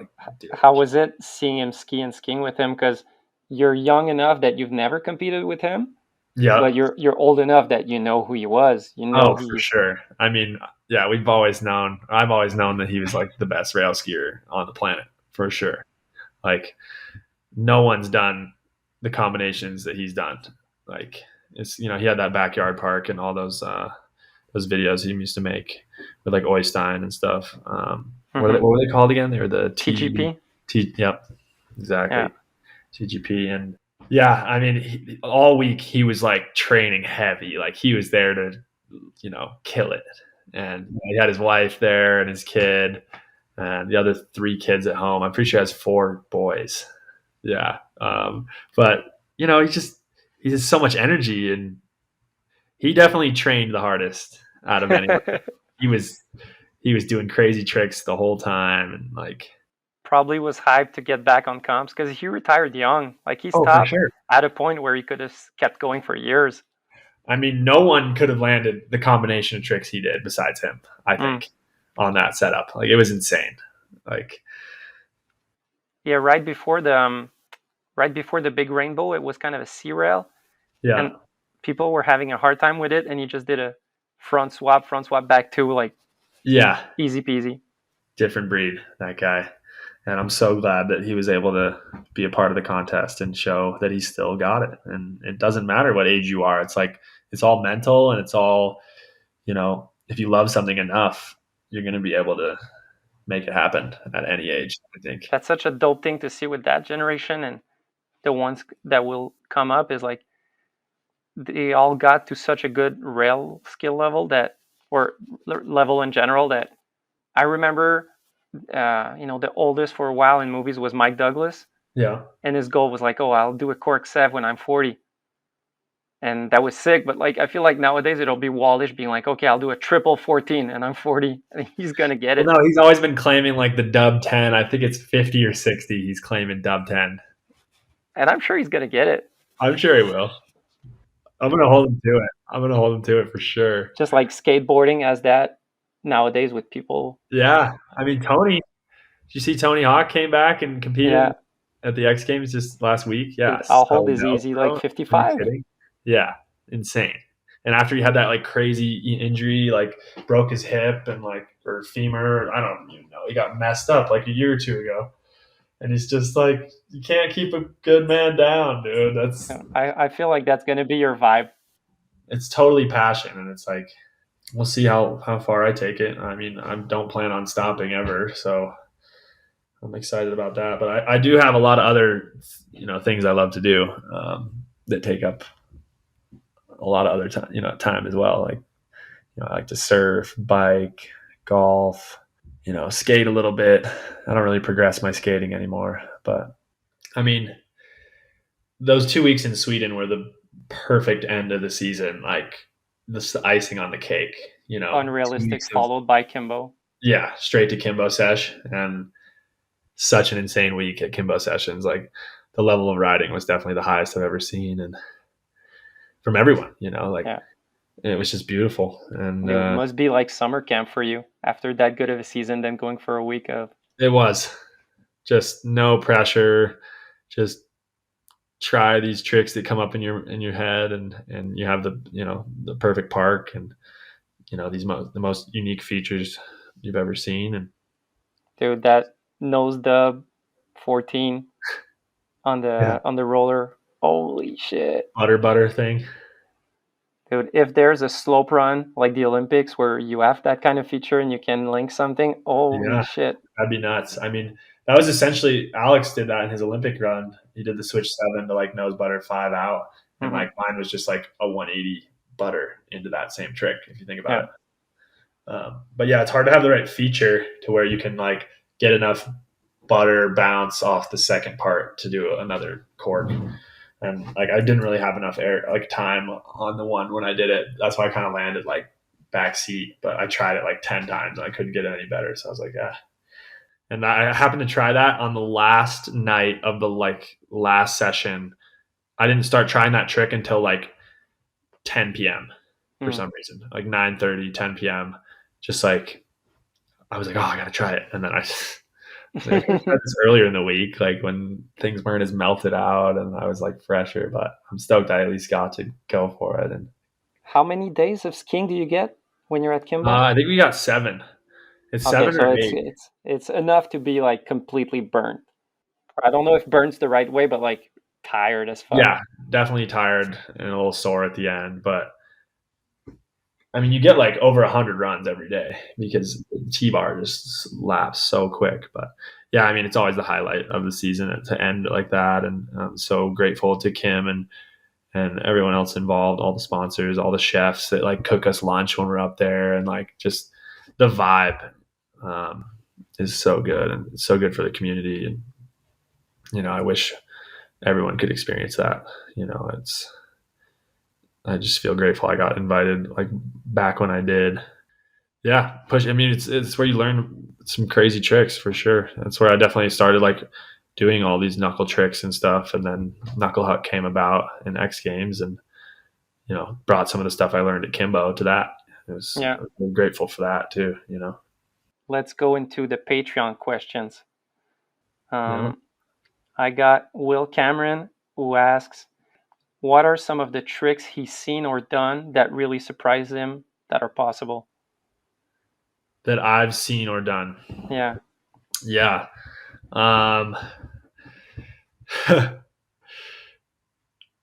guess like a lot of these bring back tricks, like I've never done a bring back. So like, you know, that's crazy to me that you're able to stop rotation and like, you know, maybe your upper body's like forward, but you're going to put your feet and land backwards. Like, I mean, a lot of people are getting good at those. I've always been, you know, throwing a lot of respect at that. And I don't know, Vinny Gagne always did the craziest tricks. I'm like, what is he eating for breakfast? Like, and how the hell does he bend like that? Yeah, when he did his switch cork threes, blunts, revert. Yep. You know, he started doing those like way before anybody else. And then he'd do like his dub rodeos, screaming seaman, like grab, which was insane. And, you know, watching him do those dub rodeos definitely inspired me to like get better at them. Like if he can do it with a screaming seaman, like I should at least be able to do it with a normal grab, you know? And yeah, much respect to him for pushing the realm in that sense. And, when I watched Henrik Harlow do the nosebud triple cork in 2013 at X Games, I was like, how is that even feasible? Like, how could anybody do that trick? It doesn't even seem real. And, you know, that trick held up for so long with nobody else doing it. And then more people started doing it. I remember Alex Hall, the first day he learned nosebud dub, he did a nosebud trip that day in Mammoth. I got a spring training camp. And that was like the only time he did it. He just like, yeah, one and done. Just so sick. And, you know, Andre Rigetti was doing it in his X Games run. And, you know, it wasn't getting the score he wanted, which was, you know, kind of funny, but sad for him. Because his rail run was not good enough. You know, it's like you can't do well if you know rails aren't risky too. But yeah, to come full circle, and then I learned that trick in my Olympic big air final.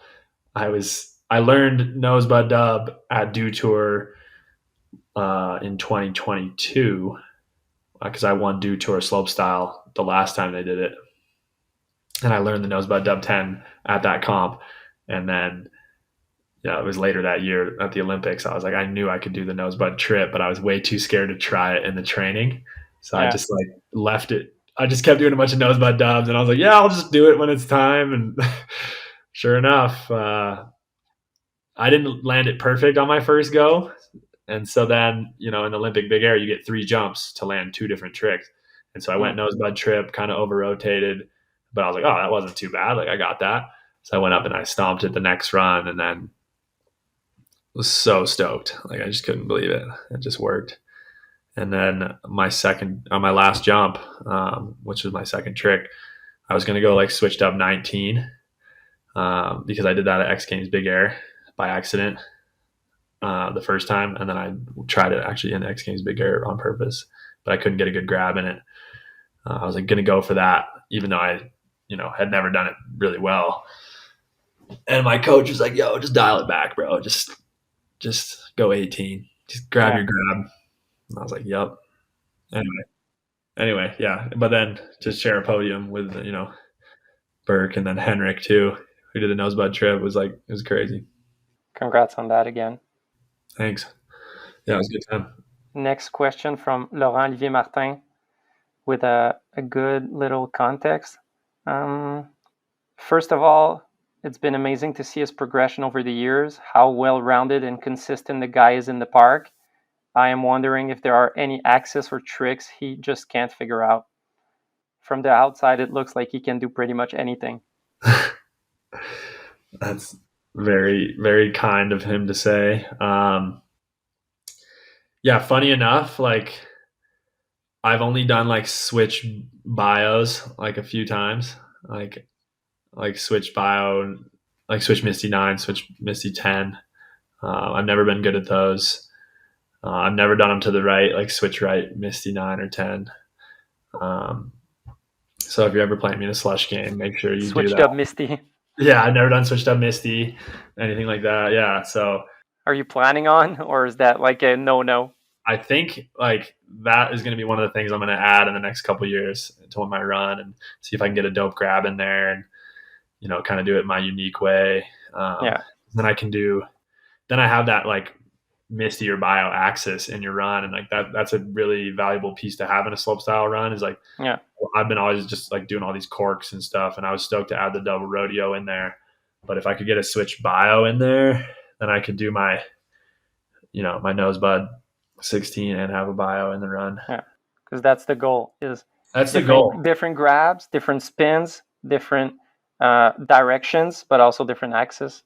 Yeah, you got to have the perfect recipe. That's the perfect recipe, is if you can combine all those things. And so I look forward to doing that. But yeah, my scariest single is definitely the right rodeo 9. I've only done that a couple times, and when you're coming around out of that trick, you do not feel like you're going to land on your feet. At least I was never that good at it, but definitely want to get better at that. I want like right road 9 blunt. That's definitely a goal of mine to have as a single trick. Which Noah Wallace always impressed me with that, like having both side road 9s super clean. Totally, yeah. Quinn Wolferman is always super good at it. He's got like right rodeo 10 and stuff. Really? Not a lot of people have that. I think he might even done right road 12, which is psycho. I mean, yeah, if you can get it down, it's dope. I want to get better at it. Yeah, good question. Next up, Sam Chef asks, what's your favorite on-hill snack? Ooh, that's a good question. I typically go with like some trail mix or like a power bar of some sort, whether it's like a pro bar or like I'm thinking, this year it was the fig bars. There's like these Nature's Bakery fig bars that I just has like a little bit of some grains and just like that, fig inside, like blueberry flavor, raspberry. Those were kind of like my go-to just snack, like right before a jump sesh or like right before the contest, just get a little boost. Yeah. Yeah, because I don't eat lunch typically until after I'm done like shredding hard. So I'll just like eat a huge breakfast, and that kind of like brings me through the day. And if I just need a little snack, I'll eat like, some gummies, or sometimes I'll use like goo, just like little goo that has caffeine in it. Kind of what the road bikers do. Yeah, and like Monster is pretty good, but like I only need to drink like a quarter of the can because I caffeine affects me a lot, and like if I drink too much caffeine when I'm already in like an anxious state, like it'll make me super anxious. And but mostly just eat a huge breakfast, hydrate well, and then little fig bar, some snack to get you going when you need it. Last one from Holden Baldassi. Who were his top 3 favorite skiers to watch growing up? That's a great question. I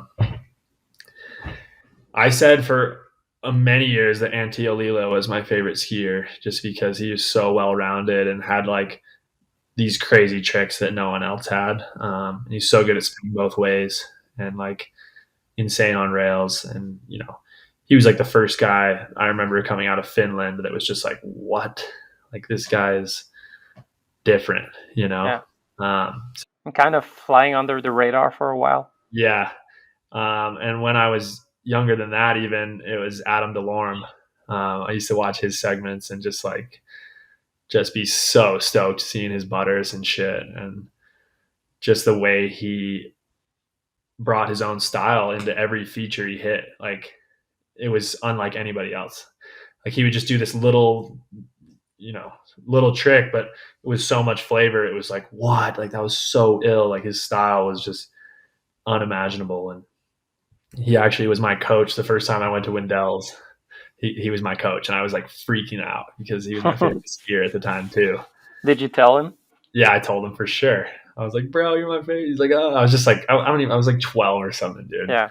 And Brady Perrin was my coach the next year too. And, you know, great friend now. And looking back on that's crazy. Like, those were, you know, when my mind was the freshest at that age, and just like taking an influence from like some of these very influential people in my life. It was really, really great. And, but yeah, Tanner Hall was always like a huge idol for me. And I have a vivid memory of when I was like 6 and Tanner had broke his ankles on Chad's Cap.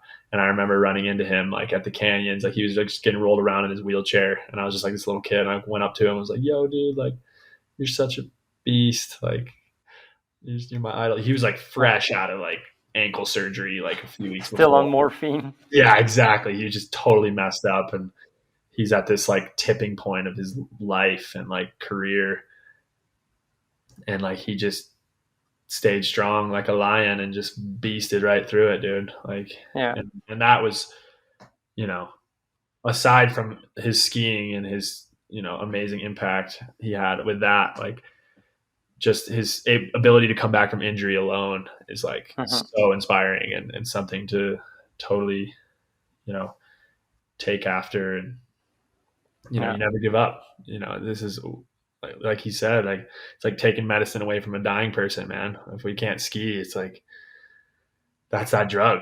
Like, we need that adrenaline. I need to be able to push myself and express myself artistically, like, through skiing. And dude, that segment is so epic when you say that. I have the image of him in the skate park telling it. So sick, dude. Yeah. Yeah. Legendary. So top 3 would be Tanner, Adam, and Antti. Yeah. That's a good one.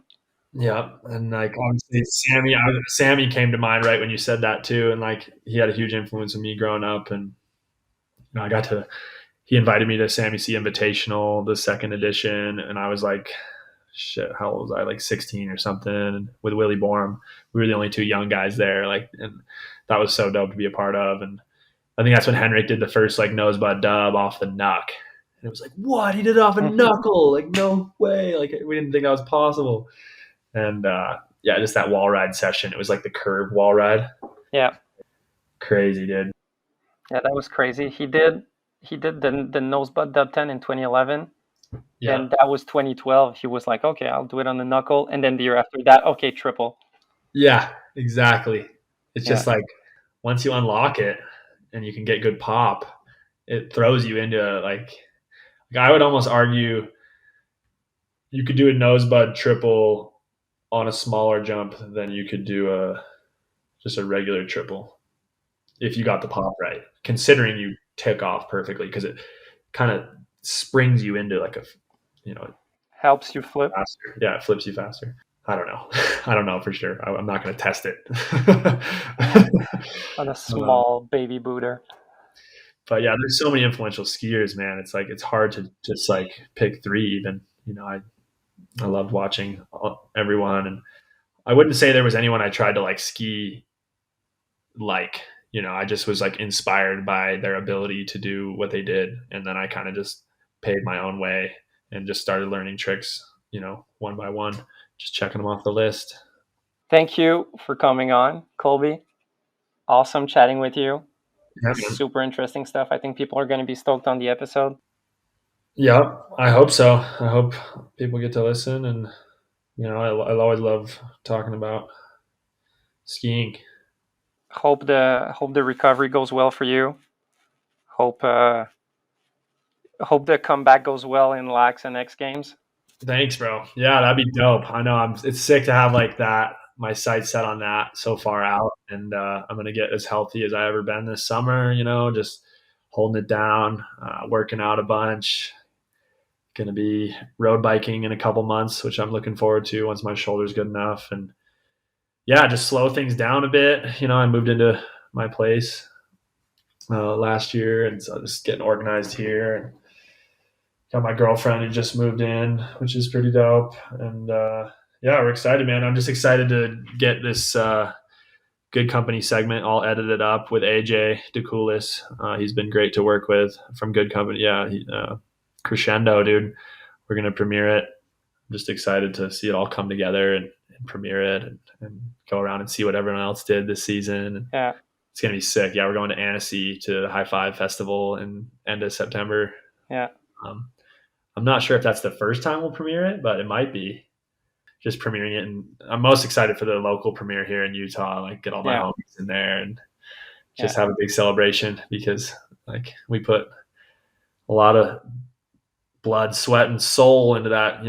Like put everything we had into it. My roommate Jack Francis bought a camera beginning of the season, and with like almost no film experience, but he's like really good snowmobiler, great skier, been a long time friend. We just, him and I stacked. It was dope. Sick. Looking forward to that. Hell yeah. Well, thanks again, Colby. Yeah, man, for sure. Good chat. Peace. So this is it for episode 42 with Colby Stevenson. Big thanks to the sponsors once again: K2 Skis, Planks Clothing, Decan's Restaurants, and Axis Board Shop. Also, big thanks to the patrons on Patreon. If you want to join, check it out at patreon.com/the Mayrand Podcast. Peace.